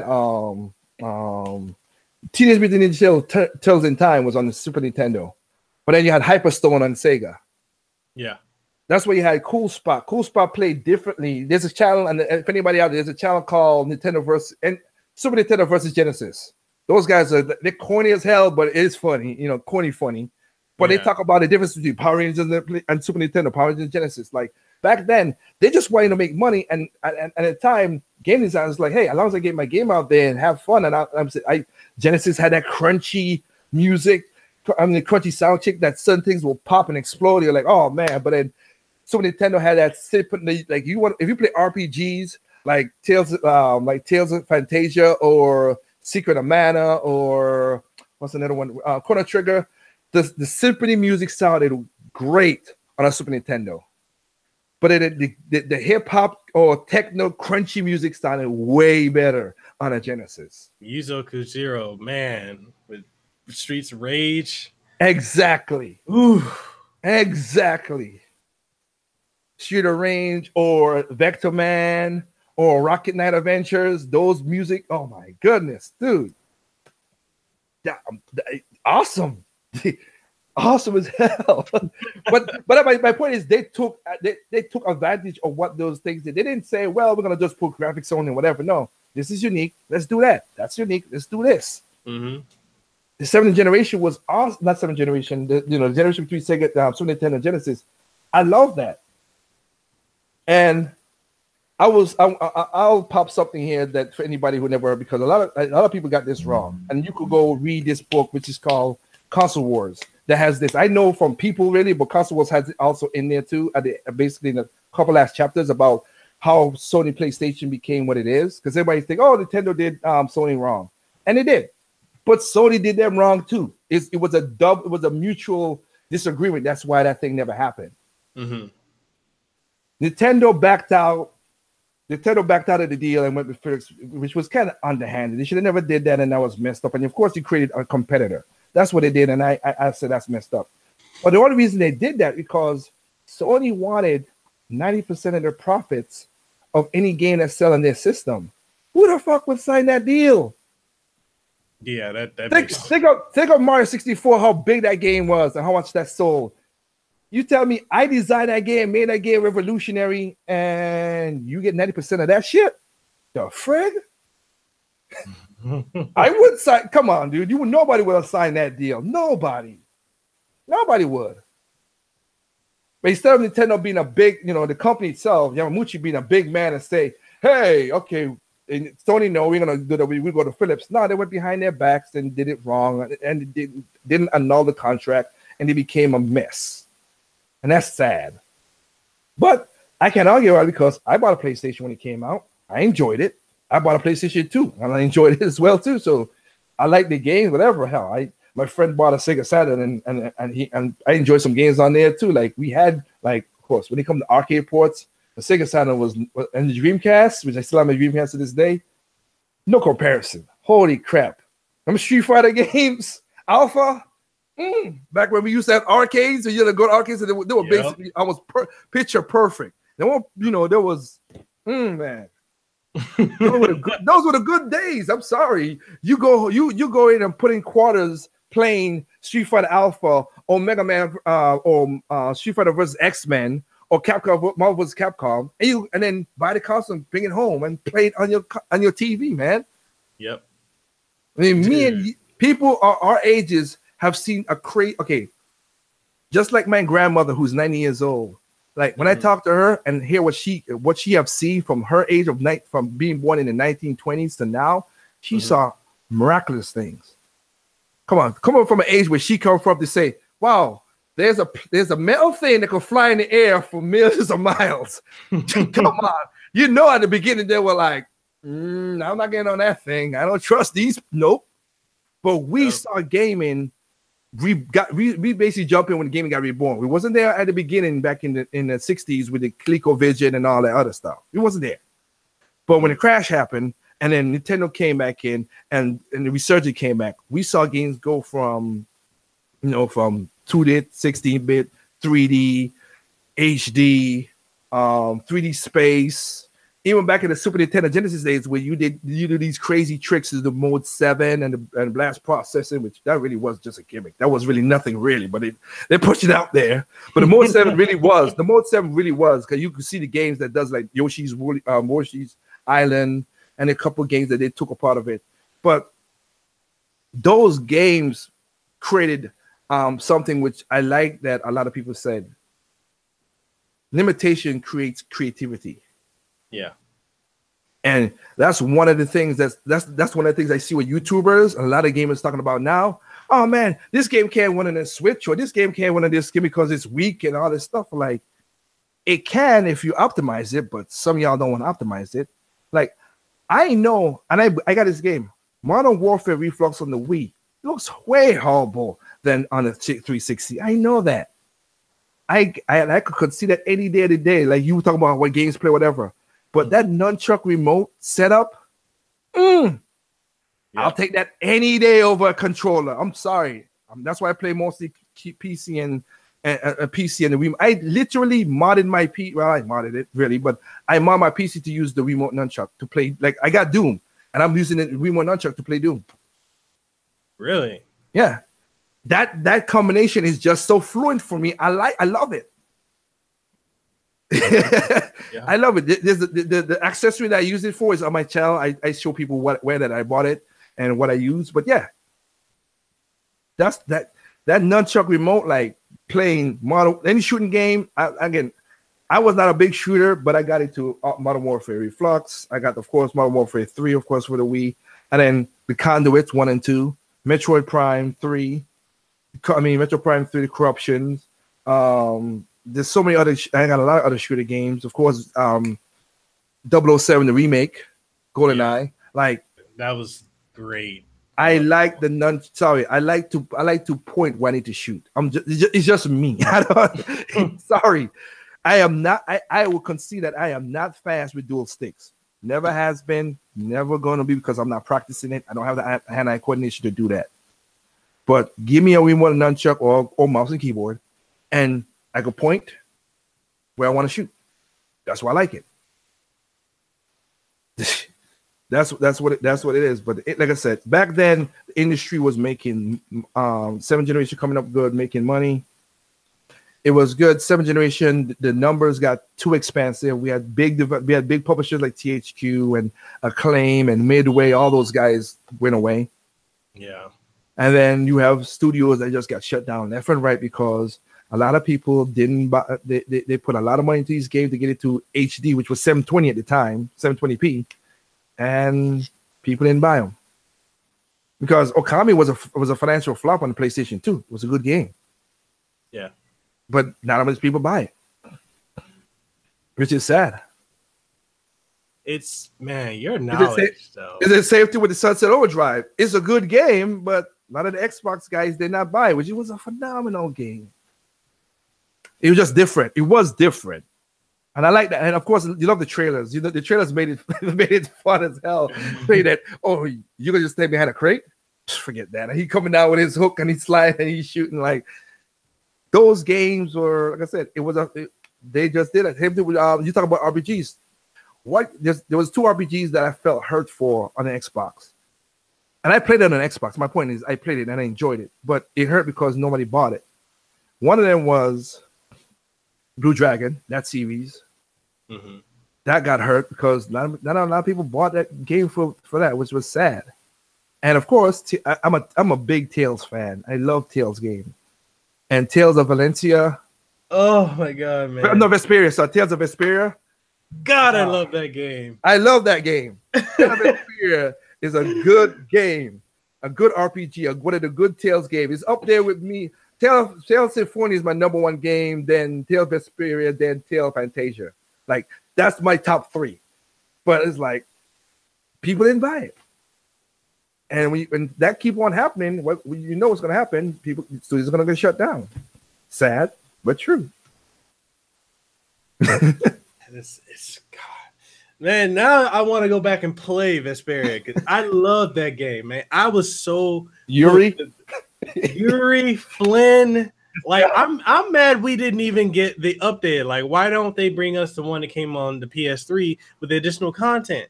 Like, oh man, God, I'm. Oh, God, I love that game. Oh, I need to play it. Oh, there's some great games out there, man, and sadly they don't sell. That's the sad part. Nier, remember that? It did not sell that well. Yeah, and again, I don't like, and then some of these partners is just ridiculous. Like Tales of Grace, it was on the Wii in Japan. They brought it to the PlayStation 3. But it didn't bring it to the Wii in America. I'm like, but it started on that. Nuni Kuni started on a 3DS. And they came over here. They never put it back on the 3DS or a Nintendo console. I'm like, but it started on there. It sold. So what's going on, Namco Bandai? That's kind of messed up. Wait, I'm not saying not that the game don't do good on the PlayStation and don't bring it to the other consoles. I'm just saying it's kind of messed up that I started the game here. It sold. I ported it, but I didn't give it back. I didn't get the sequel to where it started. I didn't know it started on the 3DS. Yep. Wow. Yep. Again, and Tales of Grace was on the Wii. Came to America. Never was on the Wii in America. I was like, that's weird. Why? That's just messed up. And trust me, my biggest gripe in it.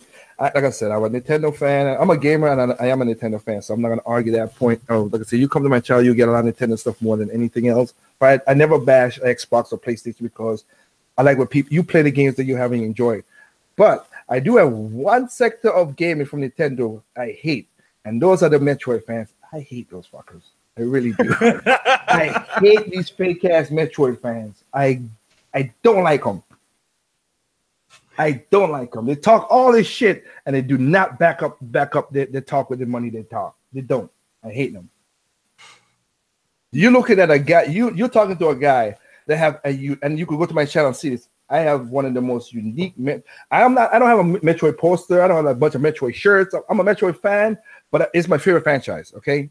But I don't go crazy and have all the shirts and a Samus plushie doll and all this other crap all over the place. I don't have that in my house. But my gaming library is one of the uniquest Metroid gaming library. I have every game. I've played every game except for Federation Force because I need a second. I'm not a multiplayer, like I said. I'm not 100% in that game. That's the only game I have not 100% in. Like right now, I haven't played it. I have it, and I don't have anyone to play with.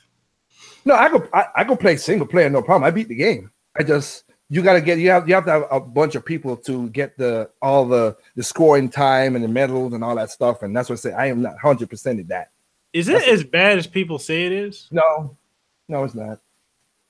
No, it's not. It don't have Samus in there. I got you, but it's still is a very comp. Just think of it like basically what it is like Warhammer, not Warhammer. What it is, Warhammer back in the Xbox days, is a mech game, like mech battle stations and stuff like that. Just think of it like that. Okay. Like you're in a mech, you could do stuff. You could still do stuff like Samus does, strafe, charge shot, all this stuff. You can, but you're just moving slower because you're in a robot. That's what it is. You're a Federation, you're a Federation soldier, and you're in this mech in a robot. You playing it, but it's not as bad as the bosses are still difficult. The game is still cohesive. I never run into any glitches or nothing. It's still good. The game that I have another problem, but like I said, I never 100%ed that. But I have every game, played every game. I have the game that people hate the most. I bought 2 of those versions because I'm just that spiteful. I got Other M and the Japanese version of Other M. The reason I got the Other M Japanese version because Tensei Tanabe, he signed it for me. Whoa.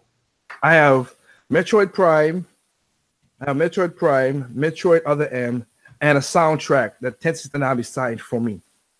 And he also signed something that's very important. In 2002, I made a music beat, which I'm not gonna say because it's gonna give out who I is, and I'm trying to be from there, but I did a beat. I went to Nintendo, asked him and Kenji Yamato, can I use this Metroid song to make a kind of like a rap beat? It really wasn't a rap, but it was a reggae beat. They signed, and of course they signed it. So I still have that. I literally have that paper frame, dude. The copyrights to that song. I got it on my wall. And here's the thing: I did the beat. I gave it to a certain artist. He made it popular, and then he did a remix with Alicia Keys, and that's as far as I go. He made a remix with Alicia Keys, and it became more popular. And that was my first beat that I made $1 million on. And I was like, it's from Metroid. Yeah, Metroid Prime. And I was like, hell, I'm that's awesome. Thank you for doing this. So I'm super grateful for them. But like I said, I have all the games. I read the story. I read the manga. I love Metroid. It's something different. It's so unique. I like it. Out of the Prime series, 1, 2, and 3, I love 2 more than anything because 2 keep you on your toes. I love Super Metroid. Right now, when people was making a big argument about, they're locking DLC behind the amiibo for Metroid Return of Samus. I'm like, okay. Let me see what they lock behind the Metroid. Oh, Fusion Mode. Okay. How many of you people gonna play Fusion Mode? Oh, wait, excuse me, wait a minute. Not a lot of y'all bought the game. So I know y'all ain't gonna play the Fusion Mode. No, because they had 2 modes. They had regular mode, hard mode, and fusion mode, which is excruciatingly hard. Yeah. I'm at the last boss right now. I'm trying to 100% on fusion mode right now. And it's not easy. It's difficult. But I'm at the last boss doing that. But yeah, it's that. But again, remember, all the fans, Nintendo, give us a Metroid game. We like it. We'll whatever. And they boycotted most of the game. They went on change.org to which is it? That site needs to shut down. Look, the president Obama is not in office no more. That site needs to shut down. He's the one who set that site up. He's not in office no more. Shut it down. Yeah. Change.org was a way that Obama could get people to, if he reached to 1 million, the president would address it. So that's the end. That's again the politics side of it is really crazy. But so if he gets 1 million, the president of the United States would do it. So okay, well, Obama's not in office no more. So can we get rid of that site? Because some of their petitions on the most idiotic and stupidest things when it comes to gaming, even worse for real life. I'm like, can we just get rid of that? Just get rid of it. Oh, we want to stop Metroid Federation of Force because we don't like it, Nintendo. Okay. They always spend the money on it. Why are you doing it? We don't want Color Splash. They went in there and they don't want Color Splash. They didn't want Metroid. They didn't what other game they said they petitioned that they didn't want? Oh yeah, they wanted Zelda to have they wanted a female Link for Breath of the Wild. Oh my god, freaking feminists. I know. As I said, we could say stuff for other stuff, but yeah, it's just I was like, you got it, whatever. So, Metroid Prime 4 when it comes out, am I gonna get it? Yes. I am not. With all the things that these so-called Metroid fans talk about, that game better sell 5 million. All the people who's coming and saying, "Oh, this is what we wanted." Okay, sell 5 million because. In the time that it needs to make the money back and is relevant to gaming, it's basically with a year. Metroid Prime, the original one, sold 3 million. 2, in the same amount of time, 2 million. Corruptions, 1 million. In the same time space, it went down. As much people talk about these games, it went down. So y'all could say all you want to say, but it went down. Y'all didn't buy it. Yeah. Sorry. You guys wanted with Star Fox Zero. That's another video I have a content with. People was arguing. We want Star Fox back. Okay. We want it to be like 64. Okay. We want it to be co-develop it with Platinum. Okay. We want to use the Wii U tablet. Oh okay. Yeah, you did a video on that. I remember. Yeah. You wanted all of that. Yo, because people were saying it. I have the video. I could go and look at the videos of people saying that. You want it? Okay. The one thing they couldn't get was the online. And I said the video I said because I went to Platinum when I was there, and that was the same thing too. I remember playing Star Fox 64. You have to do something different. You have to make it difficult because Star Fox 64 is so arcade or Star Fox game. All you gotta do is press a button to do the moves, or a combination of to do the moves. It's not fun because everybody's gonna do somersault until you get to the end of the map. You turn, get a lucky shot, somersault. That's not fun. Now, if you do something like there's a game if you want to check out, there's a game called Air Fighters Assault. There's many versions of it, but the one at 64 I like the most.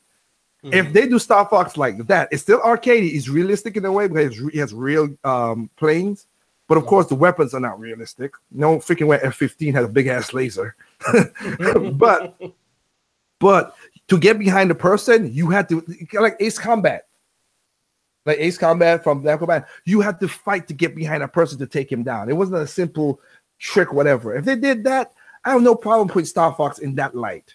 But just to make it more, because remember when Star Fox Command came out, you had it. People then went to, and they had it that way. It was pushed to be multiplayer. People didn't go towards it. The online died off because it was boring. But again, they asked for all that stuff, and they also asked that Nintendo promote it because they said, "Oh, the Wii is not promoting so well."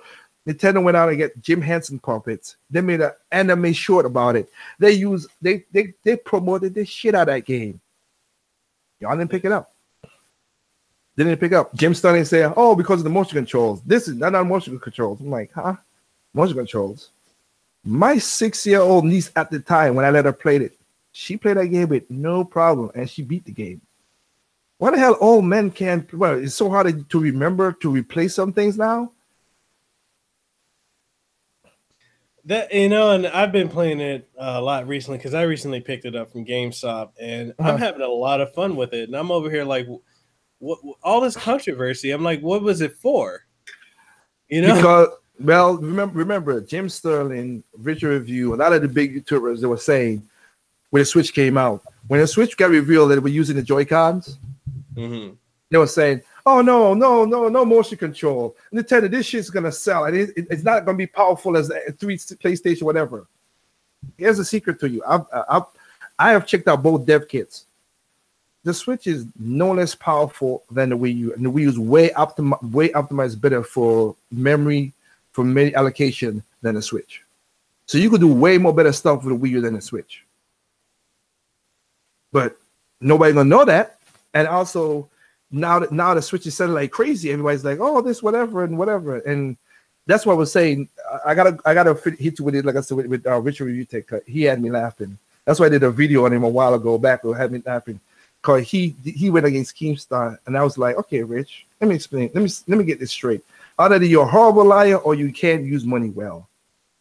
You told Keemstar you made 10,000. Remember, Rich has 6,600K subscribers. He was saying to Keemstar, I make $10,000 a month. Okay, you make $10,000 a month, and you live in your girlfriend, not your girlfriend, your fiance's basement, huh? I don't make $10,000 a month, but I live in a very palatial house." And I'm like, "Is that you lying? Or you just shitty with money?" And I'm going with, you were lying and shitty with money. I'm going with both. And he is the most, him is one of the flip-floppingest people I have ever. I've done videos on him, and he is ridiculous. I'm like, "Oh, come on, man. Stop with the clickbaiting and stop all this stuff." You know what? Next is just Dreamcast guy. I every time Dreamcast guy puts up a video saying it's a GameStop rant, he'll never shop there. If you go through his videos, how many times is this guy gonna say he's not gonna shop at GameStop? Oh my god, dude! When you put that in the comment, I went back and looked at his videos, and I was like, "Damn, Malik is right. He's right. Holy crap!"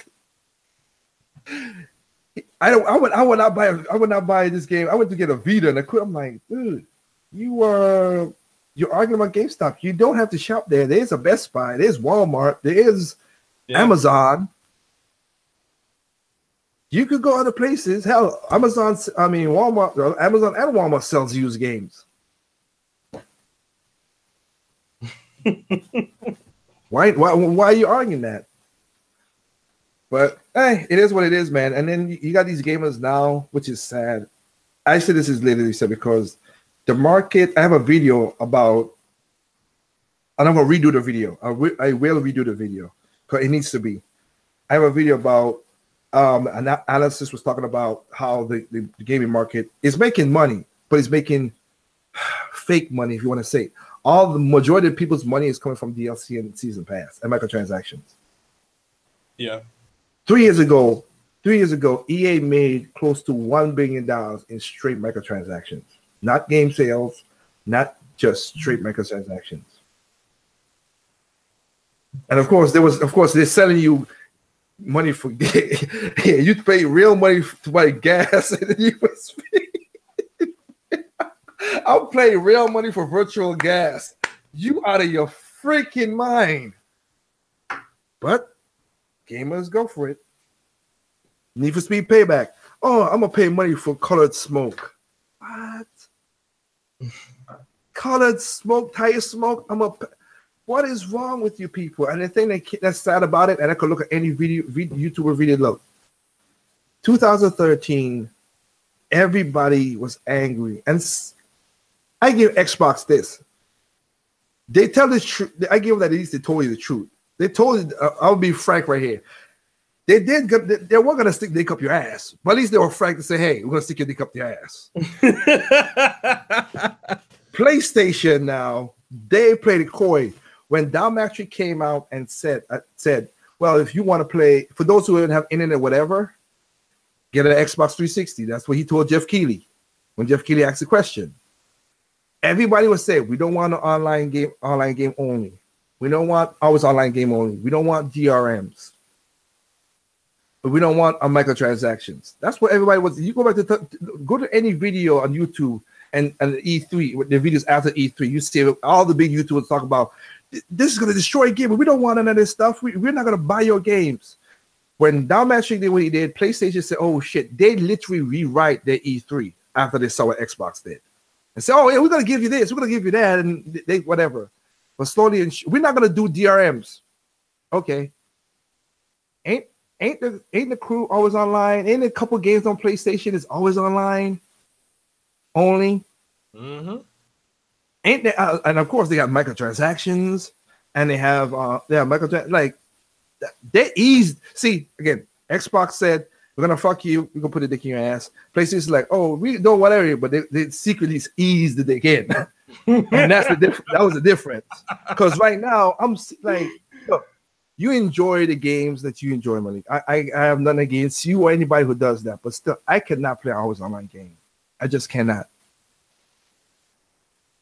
I like to come home and just plug and play. I'm into the point right now because there's a lot of Nintendo fans saying about it needs Netflix, it needs this, it needs that. I remember the day when I just took a cartridge or disc, put it in the console. The symbol came up: PlayStation, Dreamcast, or Super Nintendo Genesis, and the publisher, game. Thank you. That's so true. Now we gotta go and then go over here, they go over there, and then press this game and install a game. I ain't doing that bullshit. Installing a fucking game. I gotta do all this stuff now. Sometimes you buy games and you can't even play it the same day you got it, even though you got good internet, because you got to install a game. Yeah.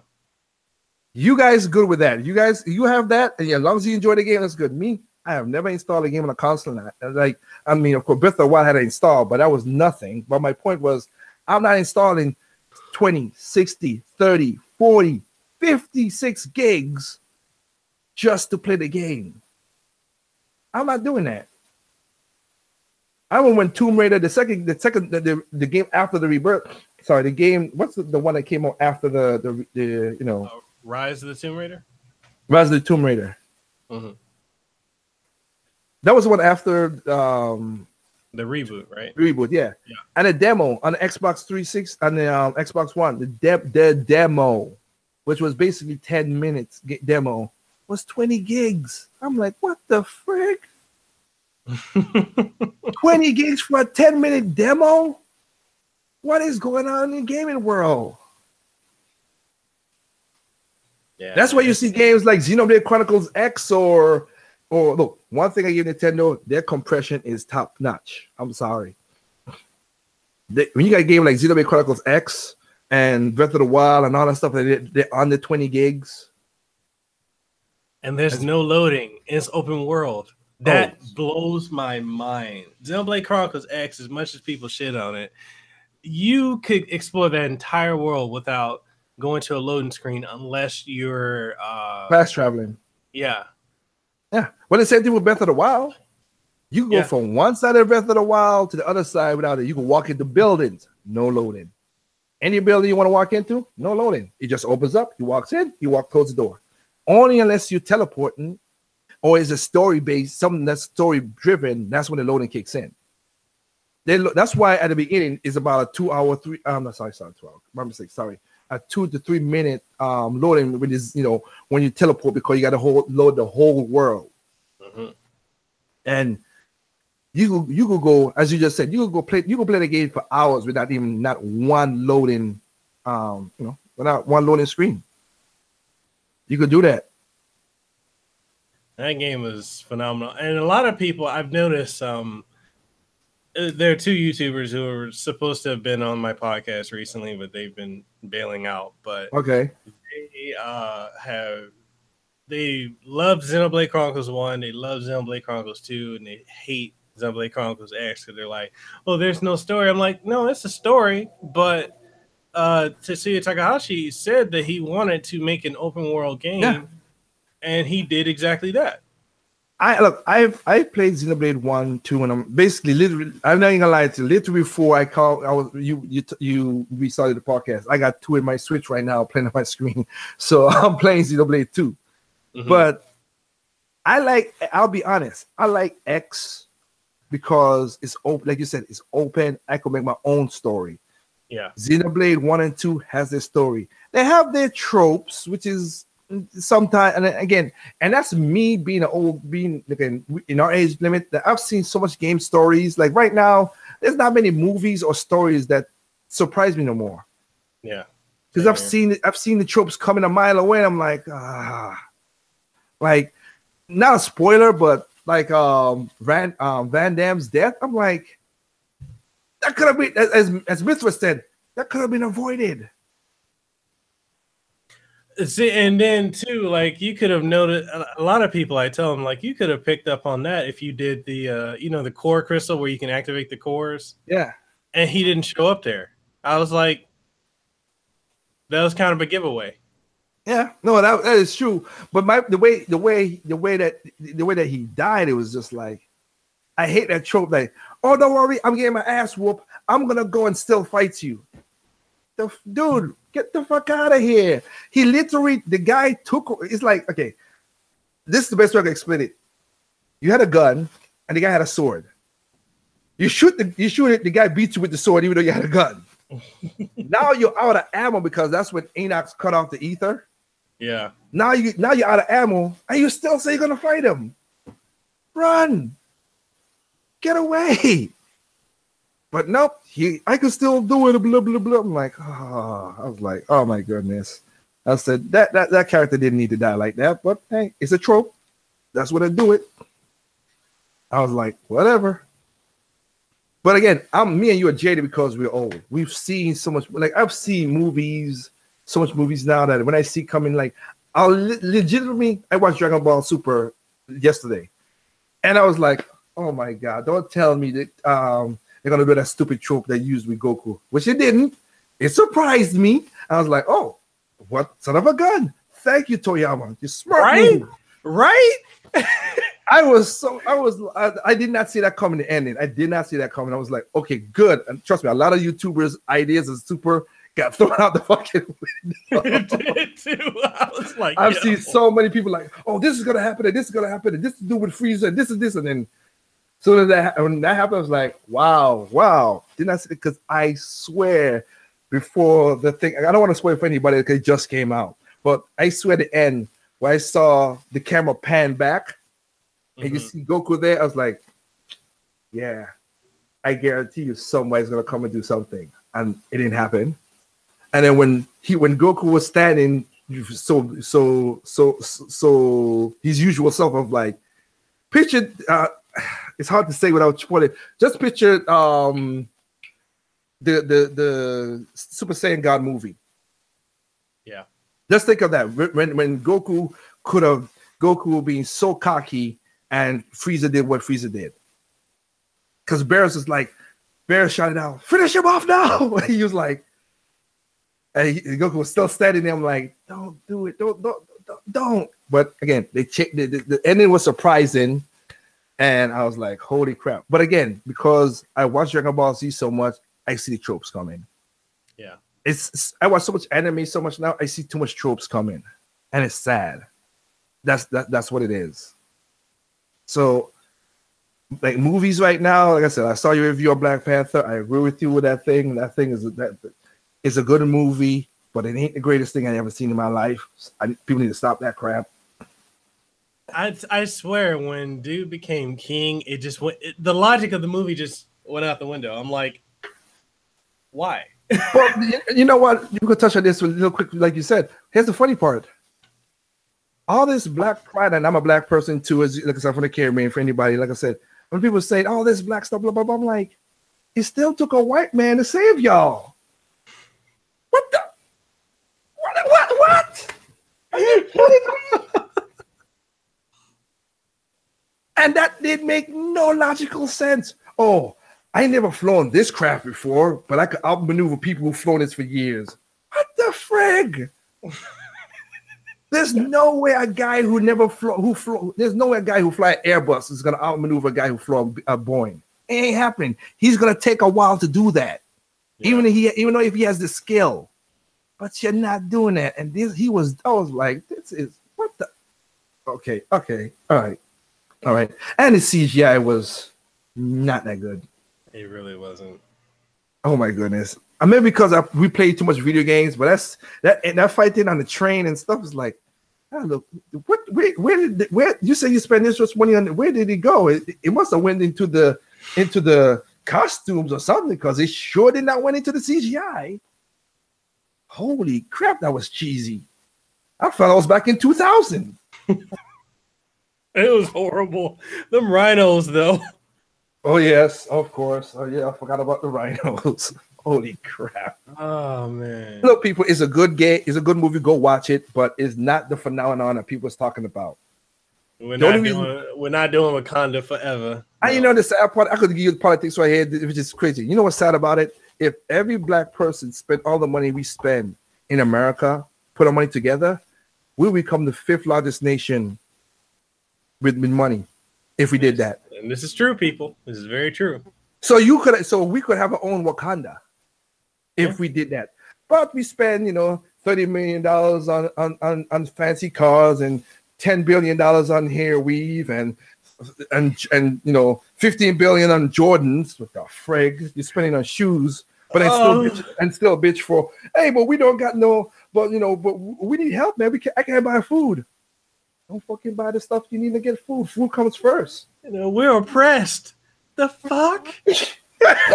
That's why going back to game, when people was like, look, I'll say this. I stand in one line in my life for a game. One time only.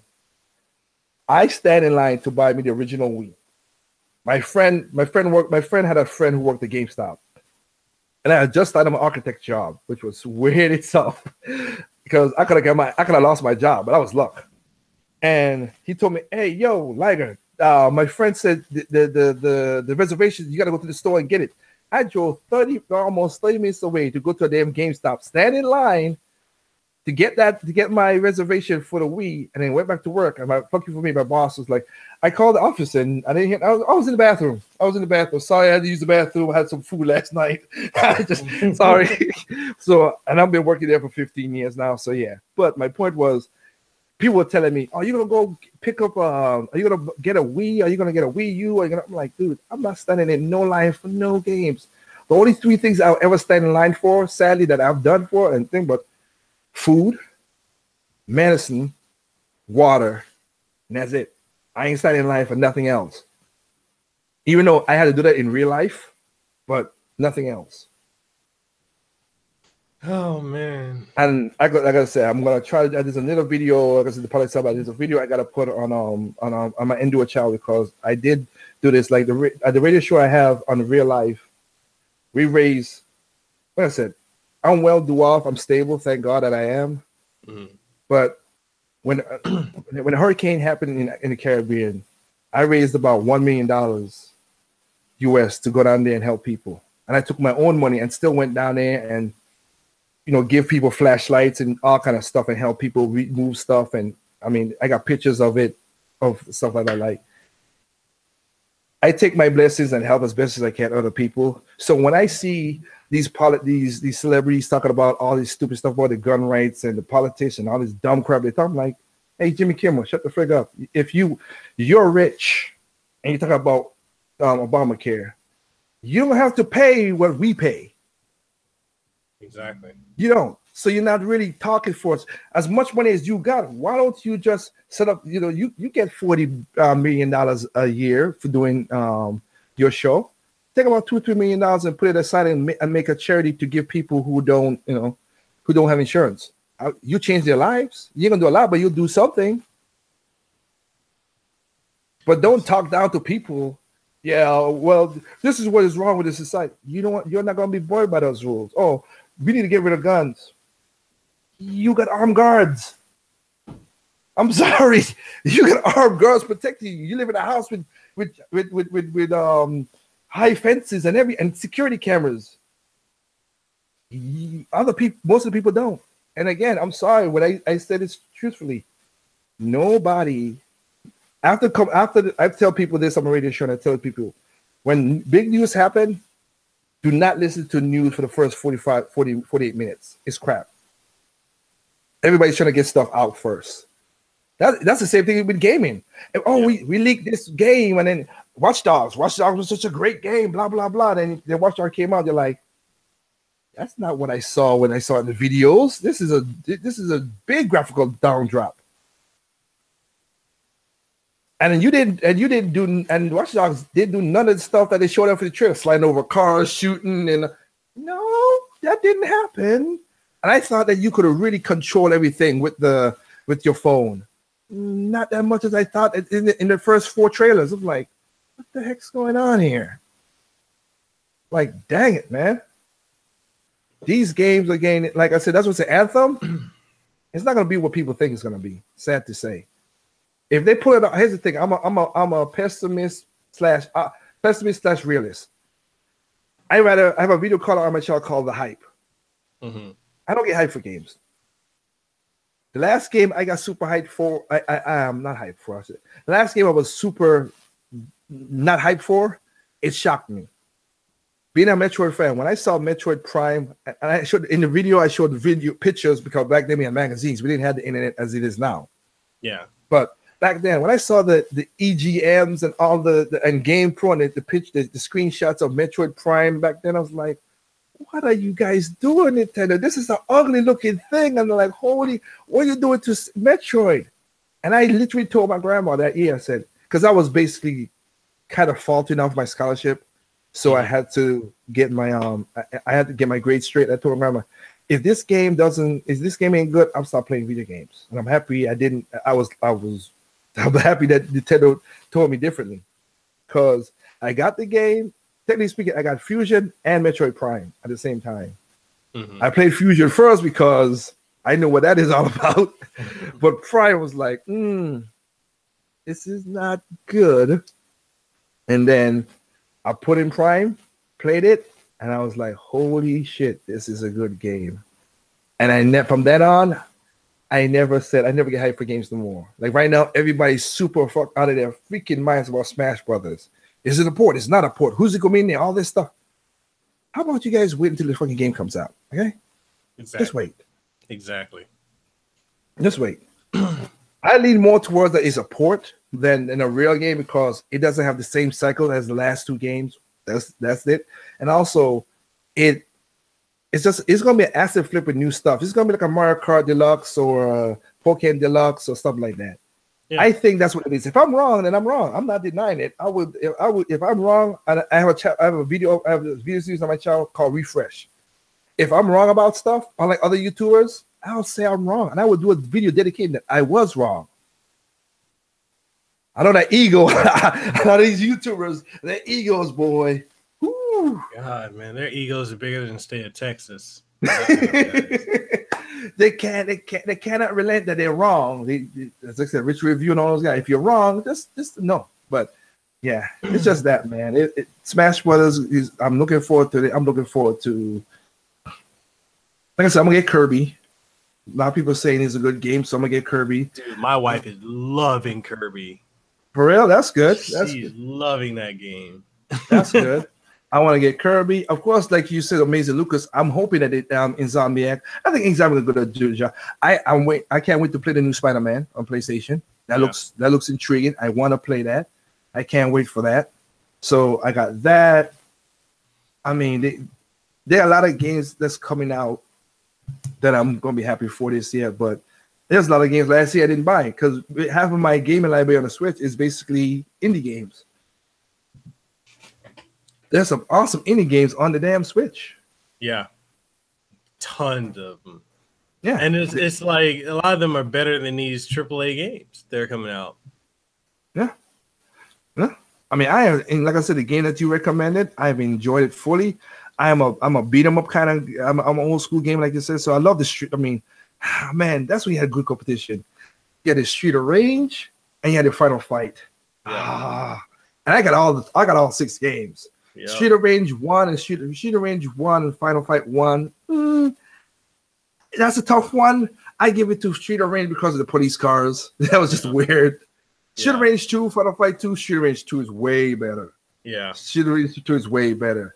But for me, Final Fight 3 is better than Street of Rage 3. Because they do those super combos. Oh, hell yeah. Yeah, dude, I fully agree with you on that. I don't know if you know this, like when Arc Systems Works, when they brought out Double Dragon 4, there were so many people that were upset about it. And, you know, I've seen a lot of shitty reviews, and I'm over here like, as someone who grew up in the NES era playing Double Dragon 1, 2, and 3, I'm like, basically they took the best one of the three, which was 2, and they improved everything, brought back the original team that created Double Dragon. And I thought Double Dragon 4 was an amazing game, and I'm seeing all these shitty reviews, and they're like, well, it should have been like Double Dragon Advance. It should have been like this. I'm like, did you guys not even play the original trilogy? I'm like, and it's like, I called out like 8-Bit Eric and a lot of other YouTubers for that. I'm like, you guys, when did y'all start playing video games? The 360 era? Because it seems like a lot of y'all feels like it. Yeah. Look, I am, like I said, I'm a fan of beat 'em ups. I love hack and slash, and I love beat 'em ups. And I can tell you right now, one of the games I'm playing right now that I love is Fire Emblem Warriors, of course. I love in that game. But here's another one that surprised the hell out of me: Phantom Breaker Overdrive. Oh yeah. It's a Chubby style beat 'em up, but to have not only to have a light attack and a heavy attack, to have a medium attack, and then you could do the button combinations for that. I was like, holy crap! this is where if anybody do the beat 'em up game, this is how you do it. Yeah. I'm sorry, and I'm gonna try to do a video where I also do game idea videos. I did one with Sonic. I did one with Zelda and Metroid. I need to do one with Capcom. Forget Marvel vs. Capcom. Fuck that bullshit. Get it out of the way. Because it didn't sell. And I know it wasn't gonna sell. So get it out of the way. You guys have exclusive IPs. Why don't you do Marvel Capcom X? I know they got a game Marvel X already, but do Capcom X. Get Final Fight characters, get Street Fighter characters, get Power Stone characters, get Darkstalker characters. All those characters are underneath your umbrella. Do a fighting game with that. Yeah. Holy crap. You ain't got to worry about paying nobody, no royalties or nothing. All those IPs you own. See Morgan fighting. All these characters already fight each other. Hagar's already in Marvel vs. Capcom. So you have Mega Man fighting Hagar and Morgan fighting I forget his name, from the guy who basically the Goku's ripoff in Power Stone. I forgot his name. Oh yeah. I forgot his name. Wang Chong or something like that, but you know what I'm talking about. Yeah. Like or basically you have all these fight. Oh hell, don't forget rival schools. I mean, you guys have so many characters that's fighting. Just combine that and make your own fighting game. Forget about licensing, because that's what the problem was. That's where you thought people were so stupid. When you said, I had to do that video where they said, well, people don't know who the X-Men is. What? They don't know who the X-Men is? That's the reason why the X-Men is not in Marvel vs. Capcom Infinite? Come on, man. You could have done a better lie than that. Yeah. Yeah, you could have just told the truth. Fox owns X-Men. We can't get the rights. Done. But to lie like that, it's not needed. And the PR, next thing that's bad with gaming, like you talk about the gaming industry, the PR. PR is horrible in gaming. You got Project Cars who lied as hell to get the game on the Wii U. Then when the Project Cars could come out, they said, we're going to get this game to get 12K.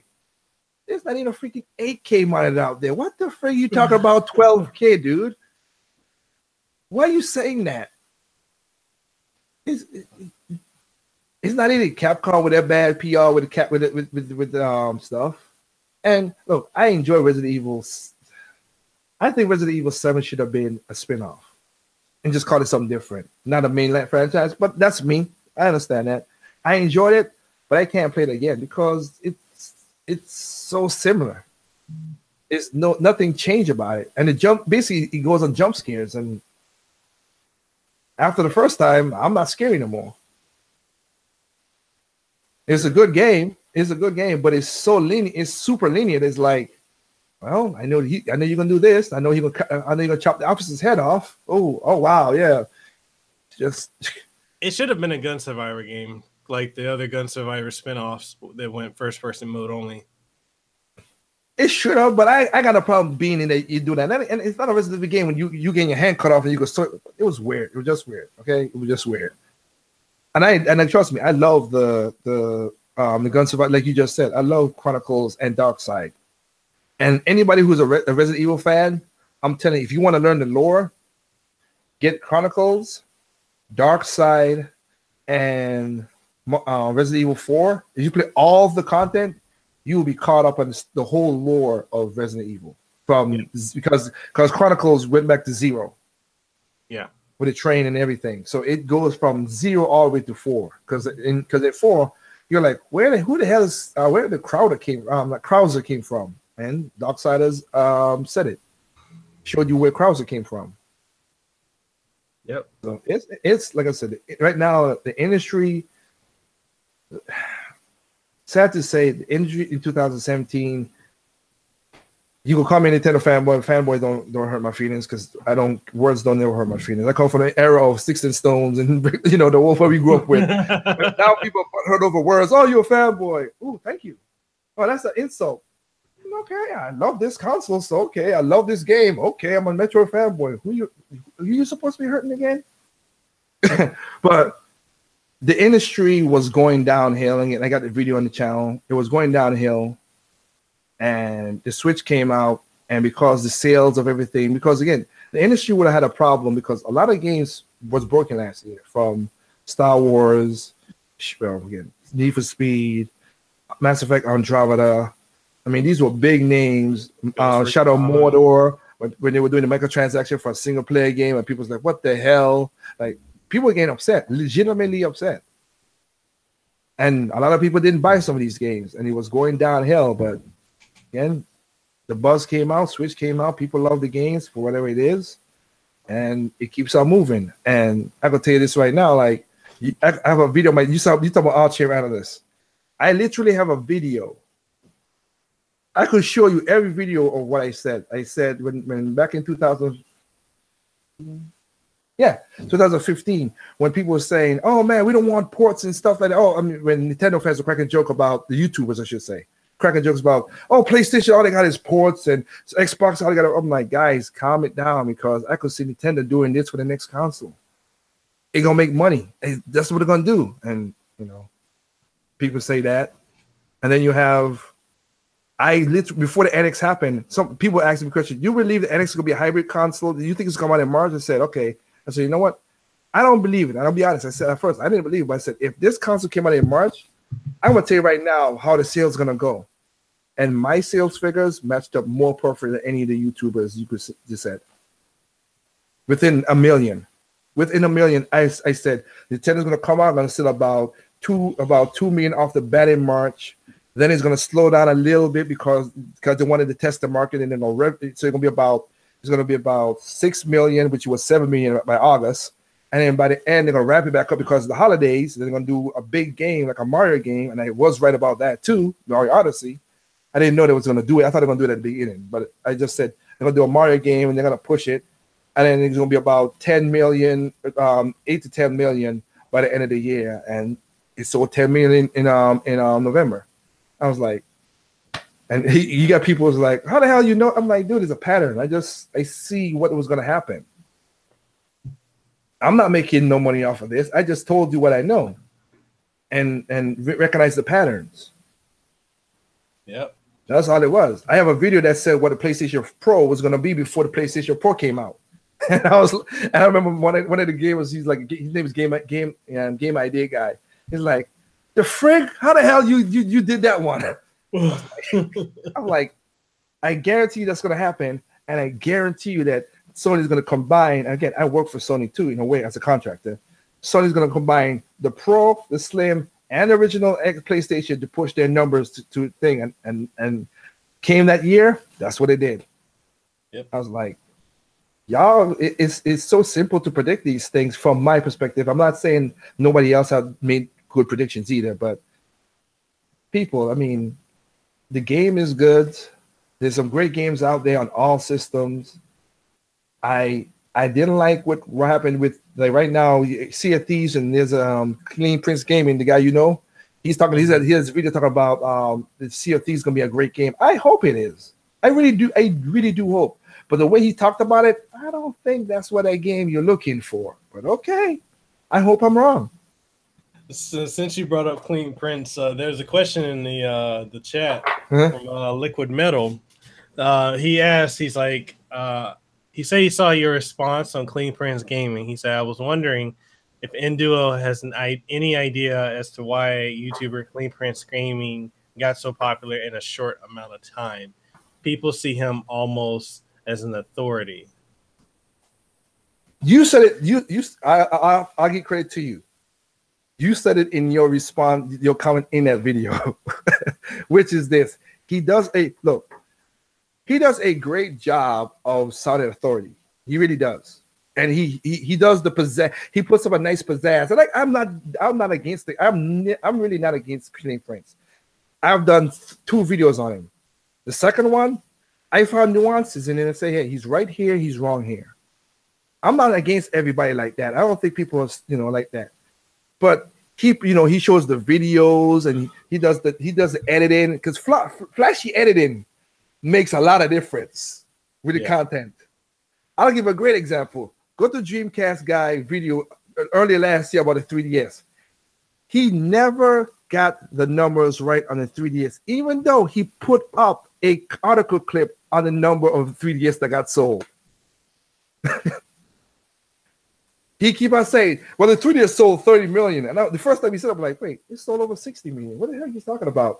And then he said, but yeah, I understand it's a 30 million. And he put up an article up on IGN. 3DS sold 60 million. I'm like, dude, you're making yourself looking like an ass. You put it, it's like literally you put in the thing in the video.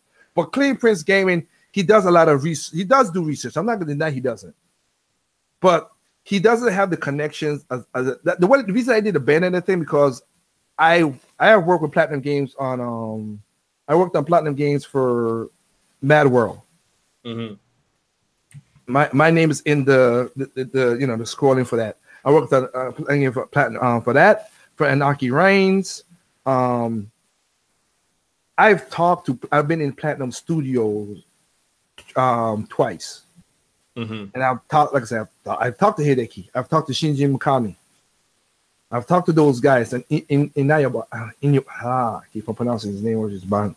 But the guy who helped do Okami and stuff with Hideki, like I've talked to them and enjoyed the conversation. And like Hideki's, he's fierce on Twitter. I give him that. He's a dick on Twitter. He literally is a dick on Twitter.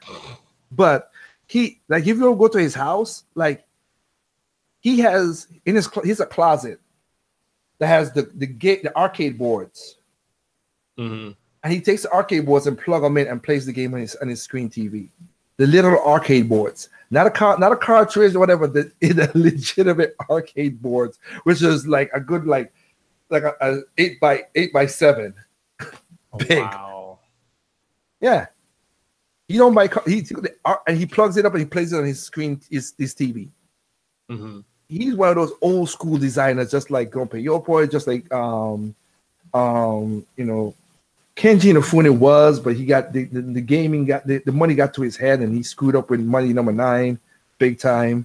He did screw up on that. But those guys are old school developers because the reason I said about limitations when Shigeru Miyamoto, the reason why Mario has a hat because of the color palette and it looked like and the mustache because he tried to separate the nose. That's why he put a mustache in the original Mario Jumpman and a hat over his head. Because the arcade at the time and an NES couldn't do the palette good.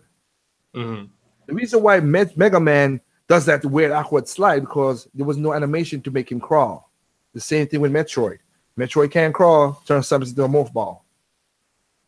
That's what limitation do, creates creativity. That's what those guys did.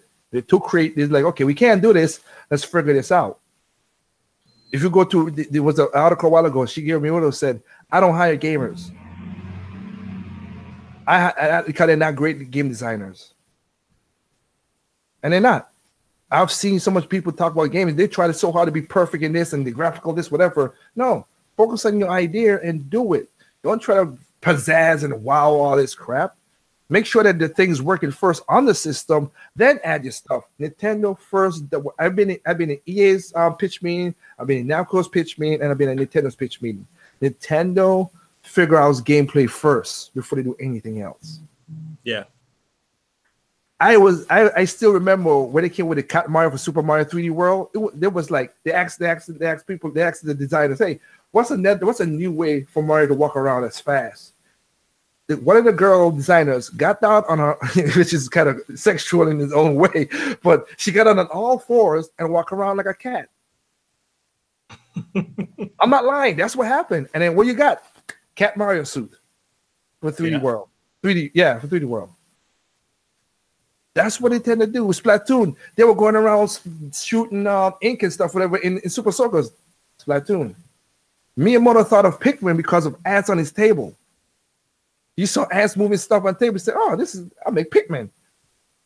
That's thinking. That's that game design. That is that game design that's in some cases really is needed in the industry right now. That's why I love the indie scene right now. These guys are making the most craziest games in the indies that I'm loving. There's a thing called God Rock, if I'm wrong, whatever, but it's kind of like Castlevania, but he's with this Death Rock guy. It's freaking cool. That's the best Castlevania 2D game I've seen in a long time. And also, yes, I don't call it Metroidvania. Okay, it's not. It's Metroid. I hate that dumb name. Metroid did it first. I don't hate other people. Oh, it's a Metroidvania game. No, it's not. Metroid did it first. Castlevania did it afterwards. We don't say when we say it's open world. We don't say Grand Theft. What's the other one? This guy, Elder Scrolls or like no. The one that's city. The city. We got the dildo back. Saints Row. We don't say Grand Theft Saints Row. We say that's a Grand Theft game. You give it to the originator. So I always against that crap. But yeah, it's Team Prince. Like I said, he does fancy stuff, and the only reason because I have the numbers from Platinum itself. That's why I disagree with him. That's why I did that video. I was like, and also too, a lot of people, even though I have a small sub count, sometimes I get videos that surpass my sub count views. And people keep emailing me. I'm not lying to you. I could share emails where people tell me, do a video of this guy, do a video of this person. I'm like, I can't do all these things, man. I'm cool. I'm not making money off of this, so I'm not doing this. Yeah. So people told me, hey, Clean Prince Game is talking about Bayonetta. I'm like, okay. I didn't watch it, and I was like, huh? That don't make no sense. Why would they do that? Okay, well, I gotta make a video about it. Just like the Dreamcast guy. Somebody recommended the Dreamcast guy video with the 3DS. And I was like, and I'll be honest, I did not watch it. When I did that video, I watched it live and did it and record everything live and edit it later on, of course. But all my words itself was verbatim live. So when he said that Vita thing, my brain had a sharp pain in my head. And I was like, oh my God, stop. Just stop. That's just stupid. That's the stupidest thing I ever heard. You can't, that's not an argument, dude. And that's the sad thing about it in politics and in gaming. When people are having debates, nobody, how should I say this? We're changing the words too much. That's sad. Yeah. We're changing the words too much. We're not worrying about gameplay anymore because, like you said, GamePro. You remember this? What one thing a lot of game sites don't have right now that GamePro had back when in the magazine that they used to give a score on? Fun factor. Thank you. Thank you. I was gonna say, like, think about Digital Foundry. The fact that they talk about the performance, frame rate, the graphics, you never hear them say if a game is fun. You know what's funny too? I'll let you know for your listeners. You know what's funny? But there's a lot of games in the 7th, 6th, and even 5th generation that was 60 frames per second. But nobody talked about it back then. Because we were just talking about games. We didn't give a damn about that crap. And also, this is from I've seen this a game designer. And if anybody out there want to test it, go ask a game designer. There's no such thing as locked frames per second. There's none. There is not. If a person says 60 frames lock or 30 frames lock, the game designer they make the game for a higher rate that it don't drop below 60. And even if some games to drop below 60, like a 59, 58, 57, your human eyes cannot pick up on that shit. It does. You cannot. You cannot. Now, when it's 30 frames per second and it drop down to 24, you could tell because that's a higher rate to a movie cinema, and down lower, you can pick that up. You can pick that up, but you can't tell 10 frames per second. And the higher you go, your eyes cannot pick it up at all. So when a game makes it 60 frames per second lock, the game was made with 70 frames and 80 frames per second higher. Because they got times where the game gonna chug. It's just gonna. You can't make a lock frame. You can't. Ask any game designer, real game designer who does the not just design, but ask anybody who do the coding. You can't. Because who said that you went down this alleyway and then 50 enemies came at you? That game's gonna chug. Yeah. You might get that, I might not, but you can't say 60 frames per second. You can't. But it's funny how people talk about, oh man, I can't play a game that's at 60 frames per second now. Sure. Sure. Stop lying. Just stop lying. Now you guys are using specs, and people are like, oh, I remember one of my best arguments. I would say we use non-powerful block. No, it's not the powerful optimization. We need to optimize these games. What was it? I forgot the name of the. Oh yeah, Tetris. You remember when Tetris came out on the PlayStation 4? Mm-hmm. What was the problem with that? What was the frame rate of that game? Tetris on the PlayStation 4, the most powerful system.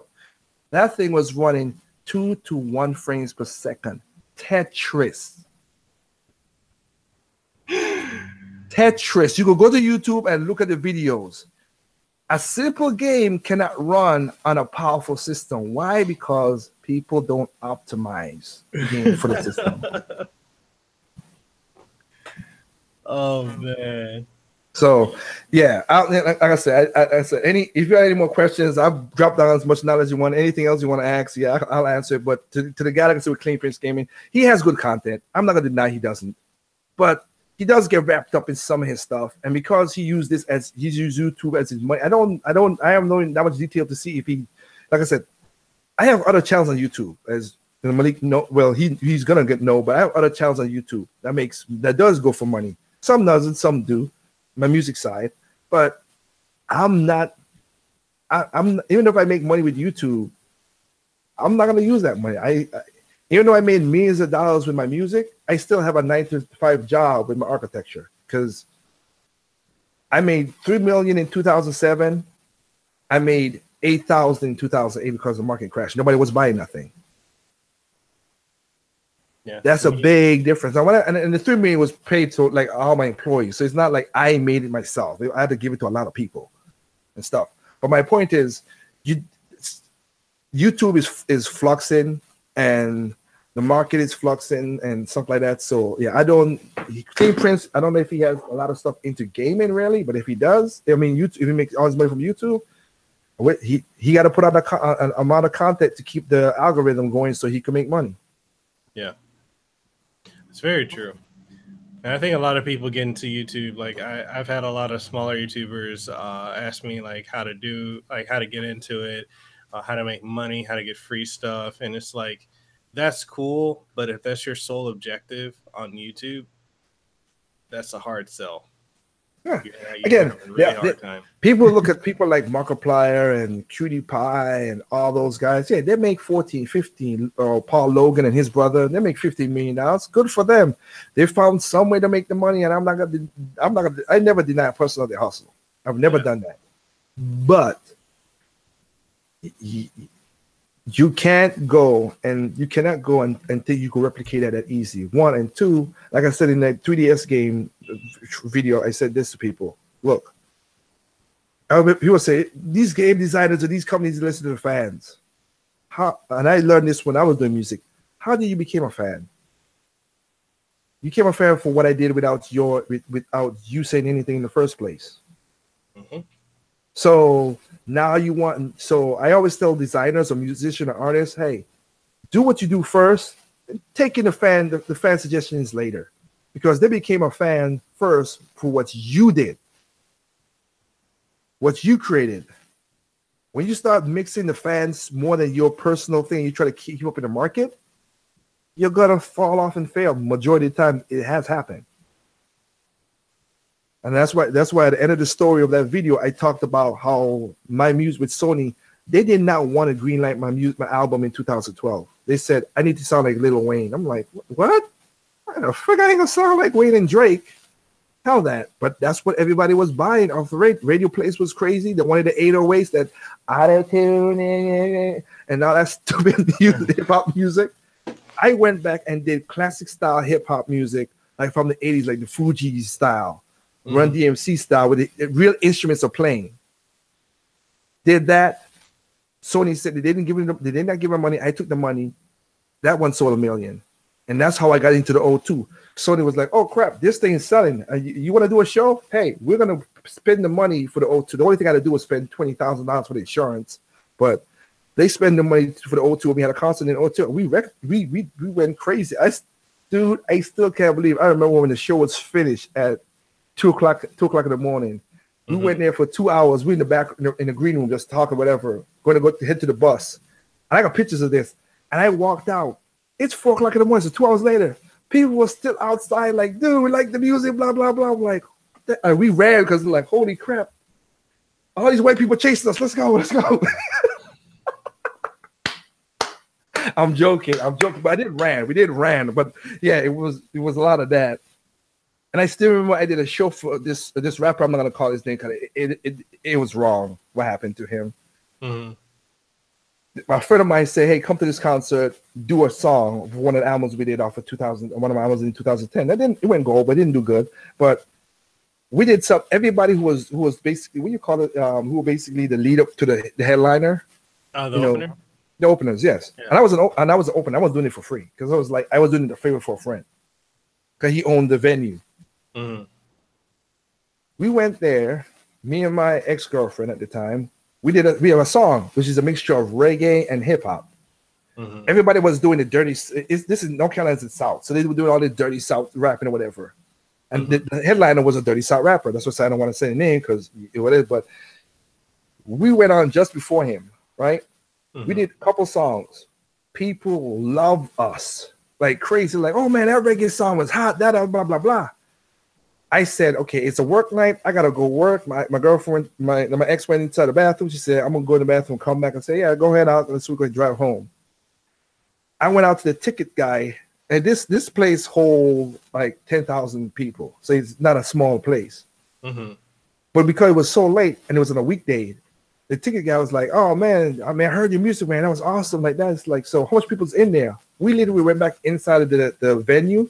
It was. And there was not much. The guys were rapping. You thinking well, a lot of people there because he's the headliner. A lot of people left. A lot of people left. My ex-girlfriend came on. She's like, "Holy crap!" Like, you would think the headliner's on, and a lot of people left. And people came like, "Hey, I like your music. Can I buy your album?" or something? And we didn't have no albums there to sell them because we just did it for fun, and we were doing it for a favor. So that's my point. Like, you have you get too big. Some of the YouTubers' heads get too big, and they feel that they need to do it, and they start doing clickbaity. They start doing all kind of stuff, and it's bad. It's just bad. My advice to anybody out there: if you see a YouTuber who's up and coming like Malik or anybody else, and they keeping true to themselves, because again, that video you did in the car when you was talking about your channel, that's you being you being real. Yeah. That's you saying, hey, you know what? I know you guys know me for gaming, but I'm gonna talk politics because I want to learn about certain things. Those kind of people, like I'll give you like Game Idea, Dr. Feelgood, these are YouTubers. Like these guys don't have big numbers either. They're bigger than me. They have 1 million or 1,000. I mean, sorry, they have 500 or 1,000. These guys just talk about games and have fun about it. That's it. And I have no problem enjoying their content because they've been real. They don't do the whole tribal crap. So again, the gaming industry is good, guys. Enjoy whatever games you have. I mean, like I said, if you come to my channel, I'm more a Nintendo fan, but I like all kind of games. I really do. I don't care because again, I've played. It's funny. I want to do this video just for the Dreamcast guy. Sorry to help on his ass, but I can't help it. Because remember he did. You don't remember at the end he says. Remember he said, "All right, guys, do you guys really play your 3DS?" I'm like, yes, and all that stuff. I'm like, I could share my numbers of my 3DS that I played. One, but two, again, it's still crazy. You're asking people, do they really play the 3DS? But I guarantee you don't ask them, have they played the Vita? And I don't trust me. I have a Vita. The Vita has some great games on that son of a gun. Sad that it didn't sell well, but like the last two games, the one game that I love right now and that I got hooked up in was Trials of Cold Steel. Oh yeah, that's a great one. That's a really good one. I'm on the ending part of 2 right now, but 1 was good, 2 is good. They have a 3rd one's coming out. That's why I wanted to buy a PlayStation 4 to play Trials of Cold Steel 3 and 4 is coming out. 3 came out. 4 they're working on 4. I want to play SRW. I love SRW, Super Robot original story, the original saga, not the crazy anime one. The original story where they did their own story. The story is really good.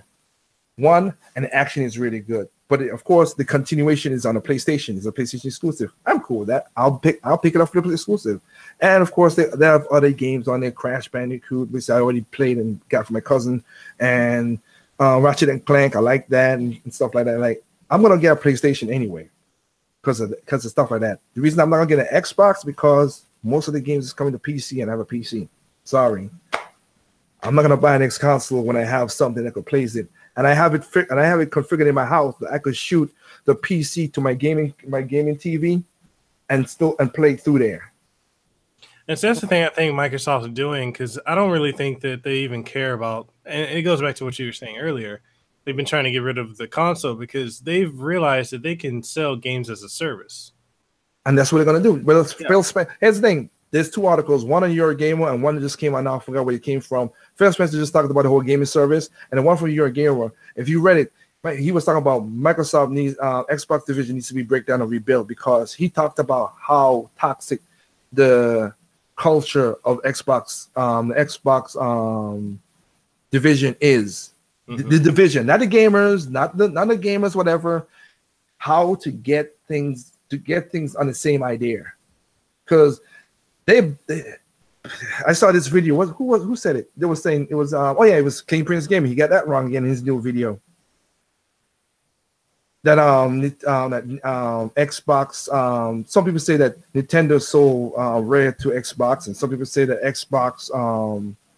Nintendo wasn't gonna keep up with. Look, the Salah brothers said you could go to them, their Twitter page or whatever, but they said it themselves.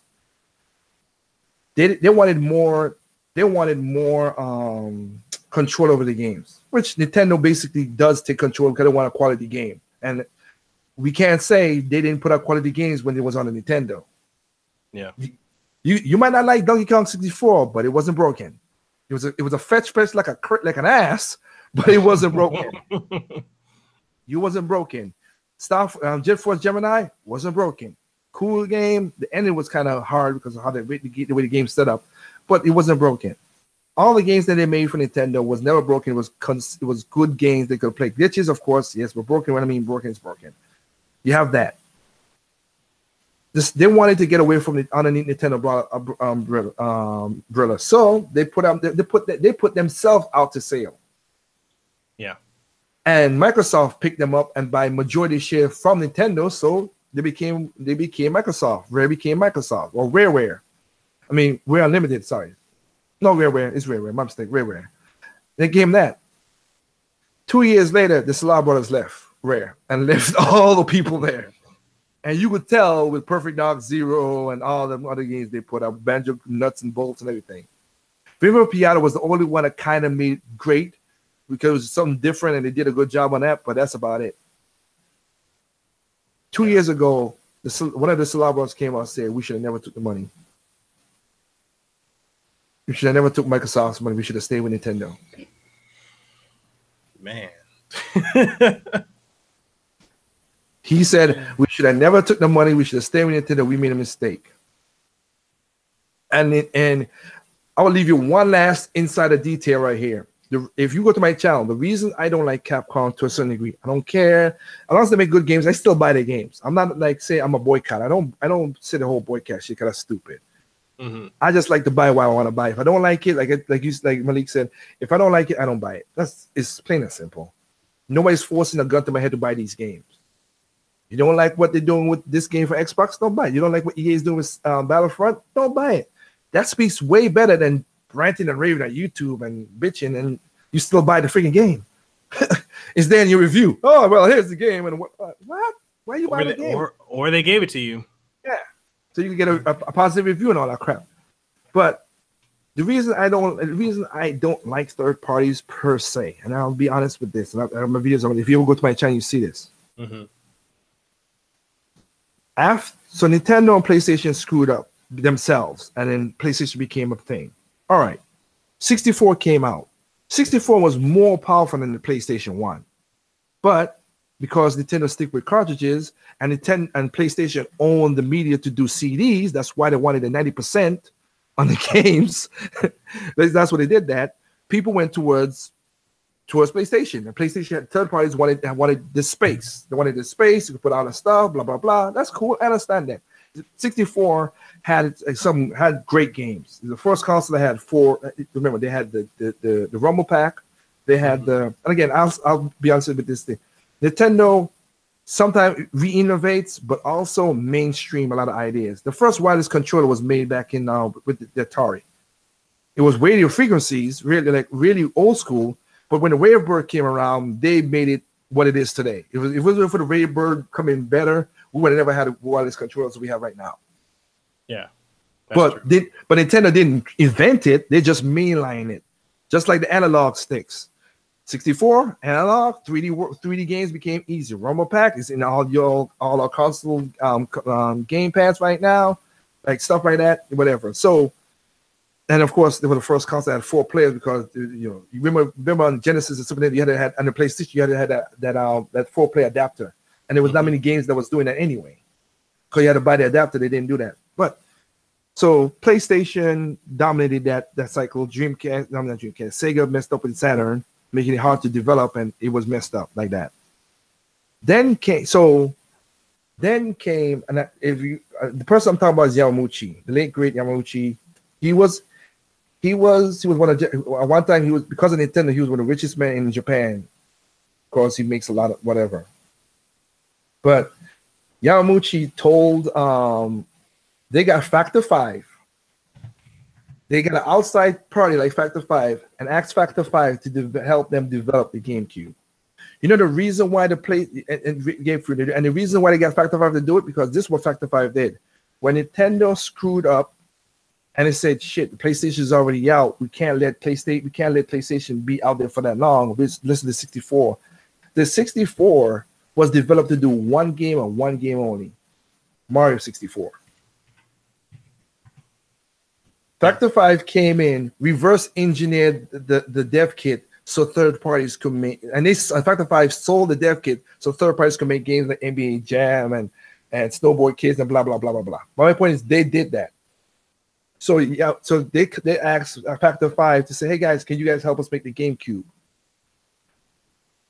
Yamaguchi went out his way to ask all third parties, "What you guys want?"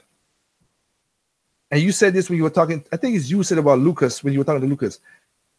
Back in the day, so they wanted a powerful console, they did it. They want someone in the sound chip, in fact, they did it. The third party side, they said we want a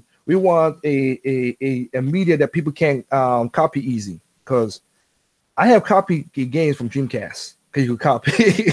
Yeah, super easy. Yeah, I also have it for PlayStation 2 as well. Sorry, but they asked Nintendo, "Hey, can you guys not make something that's hard to copy?" Okay. So they come up with the 3.5 disc. But everybody bitching about, "Oh, it's so hard. You need 2." And then some of them were like, "Oh, you need 2 game discs to make a game." Well, tell that to PlayStation and Xbox.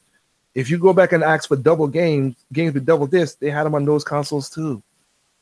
So that was a stupid argument. I used to hate that. Richard Review hang his hat on that stupid shit. But my point was, Yamauchi asked third parties and got exclusive deal with Capcom and everybody to make games for the GameCube. Signed, sealed, delivered. All of them turned their back on Nintendo. Yeah. That's why Yamauchi said in the Wii, when they was doing the Wii, they said, I don't care what anybody else do. We're not going to do Power. We're going to do us. They're going to do us. They did us. The Wii sold. They got the casuals in there. I know people don't like the casual. I ain't got nothing against casuals because for some reason, hardcore gamers, oh, we don't want to. It's a game. If you don't like it, don't buy it. That's like I said before. Mm-hmm. But you have casual games. We sold like crazy, whatever. Iwata was a good person. I respect the man. Never met him. I wish I would, but I didn't met him. But the one thing he did, which I'm going to do a video about this specifically, that I did not like, he gave third parties a chance with the Wii U. And he should have never did that. He should have did, and that's why when I was in Japan, and I have a video, of course, of that. When I was in Japan in 2015, I said, people was asking me, what is it like being in Nintendo office? They're like, right? And when they talk about third parties and all this stuff, it's like, technically speaking, walking around here, Nintendo is basically saying third parties, F them. We don't give a damn. They screwed us over so many times. That's why they came out with the Switch. Every game for the Switch except for Fire Emblem Warriors. That was a major exclusive for the Switch. Except for Fire Emblem because basically Mario ate up that. That was 2 weeks apart. Come on. That was wrong, Nintendo. Really. That really was. But other than that, every game was a million seller. Every one. Every single last one. Pokken, over $1 million. Rayman Battle Kingdom, over $1 million. Of course, Mario Kart Deluxe, Splatoon, ARMS, Mario, Xenoblade, Zelda, every one of them. So way surpassed what they did. That's why when they release their numbers by the end of this month, the first quarter of last year, Nintendo made $1.4 billion US, not yen, US in the first quarter. That's insane. And all they had at that time was Zelda, the Switch, Zelda Switch 3DS games, of course, don't get me wrong, and Mario Kart Deluxe. They made $1.4 billion. How much you think they're gonna make after a year? and also Nintendo has $14 billion in a bank account. 14 in a savings. $14 billion savings. The company's worth over $200 billion with all the IPs they own, which is ridiculous. They're not going anywhere. Even if they stop gaming, because people say, oh, Nintendo should stop making hot consoles, whatever. They've been around for 128 years. Yep. That's a long time. They're gonna do something. If I live to be the right age, like my grandma will be 90 years old and Nintendo's not making games, which it can happen. The name Nintendo is gonna still be around. They might not be making games, they might be doing cards. They might be doing something different because they went from Hinafuda cards to playing cards to art to love hotels sometimes, which was weird back in those days, to arcades. You know the Wii Vitality Sensor that people was bitching saying, oh, where's that gimmick going? The Wii Vitality. You know they use the Wii Vitality Sensor in hospitals in Japan when people are in comas. No, I didn't know that. Wow. Yeah, they do that, and I saw it live. I was like, wow, yeah. So they're doing the quality of life. People are like, oh, the quality. No, they're doing that. A lot of people, 66% of Nintendo's profit comes from people who make families. So right now, Malik, if you get kids, I'm just saying, you and your wife, if you get kids and you play games, you're gonna introduce your kids to Nintendo and other consoles, of course. Don't get me wrong, you're a gamer. Yeah. But you will be considered a family because you introduce them to a new thing. That's what 66% of Nintendo's profit comes from families. Yeah. The rest is hardcore. So people always talk about, oh, you got to like you guys got to kill it to the hardcore fans. You're the ones who screwed us over with the Wii U, so fuck you. That's so true. I'm just saying. So there's no other than Breath of the Wild on the Wii U. There's no game that's installed on the Wii U. That's from Nintendo. None. That when you put in that disc and people say, oh, that's actually that bar is to check to see that you didn't hack your system. That's what that was. When you put in the game in the Wii U the first time, it's to check. You could skip it, and I did it. And then you didn't have to install some because I have a video on my channel when I got Star Fox for this other guy. I bought Star Fox brand new, put it in the console. Didn't have the internet hooked up. Didn't have to install none. The game worked day one, no problem. I want a gaming console. If I want to watch movies, I have a smart TV that has Netflix and everything. I have a phone that does the exact same thing. I just want a gaming console to play games. Again, like me, you just said a second ago. Put in the cartridge, see the company, see the publisher, play the game. That's all I want. That's it. That's all I want, man. Right.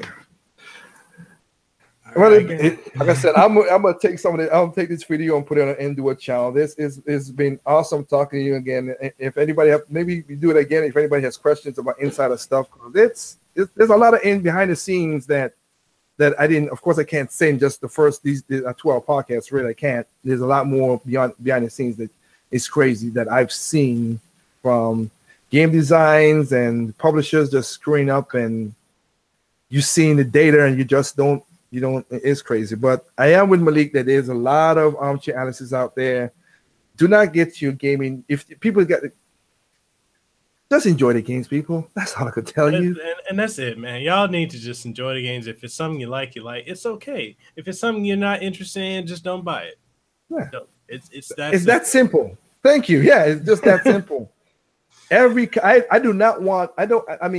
Microsoft is going to leave the console market. I don't want Microsoft to leave the console market. The more you have different competitors, the more better games to be coming out. That's just a simple business sense. That's business 101. If you have somebody to challenge you, you become a better person. Yep.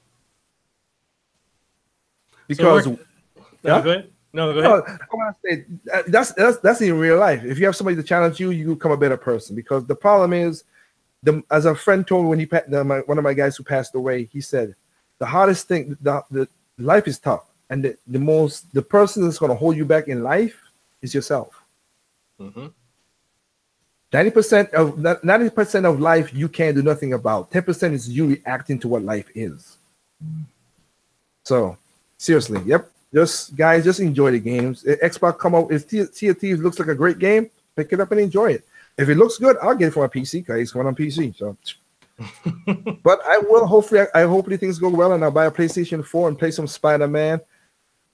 I want to say I want to play God of War, but I got burned out. But I could say I could come back and play it. I'm not saying I'm not interested in it. I'm just saying we'll see because I've played on the PlayStation Vita 2, the one on the Vita, and the 3 before. Kind of get a little thing for it, but I might jump back in and like it and see what's going on. And again, I got a Vita. I got all. I mean, I don't have only Nintendo consoles. I have a PlayStation Vita. I have a PlayStation 2, Dreamcast. Hell, I still play my old consoles. Yep, same here. All right, man. Tell people where they can find you. Well, like I said, you guys could catch me at basically NDuo channel again. Just come in there, watch this stuff. Again, the last video I did was a lot of people liked it because I have segments, of course. I have some called Endcast where I get a lot of people to come in. But I did one in a while because schedule's been crazy. I do some called LBC when people say stupid things, and LBC is short for loss of brain cells. When somebody says something that's stupid, your brain just hurt. I have WTF, which is basically asking the question to people like, what the F? Why are you guys doing this? But it's that. And I have another series called Mic Check. And Mic Check is basically when people say stuff wrong and I correct them on it. Like I did a response correct. Not saying they're whatever, but I did a response correct. And then like Malik, like I said, I do reviews, but not too much because my advice to people with reviews, check out multiple sources. Just do. Check out multiple sources and enjoy what you got. You can't do no better than doing multiple sources. You won't be wrong. If you got a good head on your shoulders and you could decipher a lot of stuff, critical thinking, which is lost in America right now. But if you have critical thinking, you can see, I like this, I like that. You know what? Those likes outdo because I can tell you right now for the Wii U, I bought 2 games that's kind of got to shut down, like you were saying, Malik. I bought Devil's Third. Not really a good, good-looking game, but you know what? It's a shooter with hack and slash, and it's fun. It's just chaotic fun. That's why I like it. You can do style with it. And then I bought a game called Legend of Kid. It was on PlayStation 2, and I bought it. All right, game. The camera is shitty. It just is. The camera angles are just shitty. So, but you know what? I enjoy the fun out of it. And I've bought games that people said was like Codename Steam. They gave it a 3 or 4, and like Malik said, he got the games that he bought that I enjoy. So go with your gut feeling. Enjoy these games, man. And basically, for me, my phrase I said almost at the end of my video is: there's no perfect games out there. What's perfect to you is not perfect to me. What's perfect to me is not perfect to you. Enjoy your games on all consoles, even PC. That's it for me. All right, and with that being said, we're going to go ahead and wrap up this podcast. I want to thank everyone who's came through on the chat, that's been watching it, has been giving thumbs ups and retweets and reshares. We thank you for that. Make sure you go subscribe to NDuo's channel. I got the link down in the description below. And with that being said, man, this has been one hell of a podcast. I've had a lot of fun. The information, just the knowledge you've been hitting us with, man, I greatly appreciate it. We got to get you on again. And I look forward to being yours as well. No problem, my friend. No problem, of course. Thank you for your time. Yeah, man. If you want to put this on your channel, you can. Just it's all up to you, man. I don't care. Oh, I will. I ask permission, unlike certain people who steal my shit. But anyway, that's another topic. All right, so we'll catch everybody later. Deuces wild, too sweet, be the elite, and we'll see you on the next one. Peace.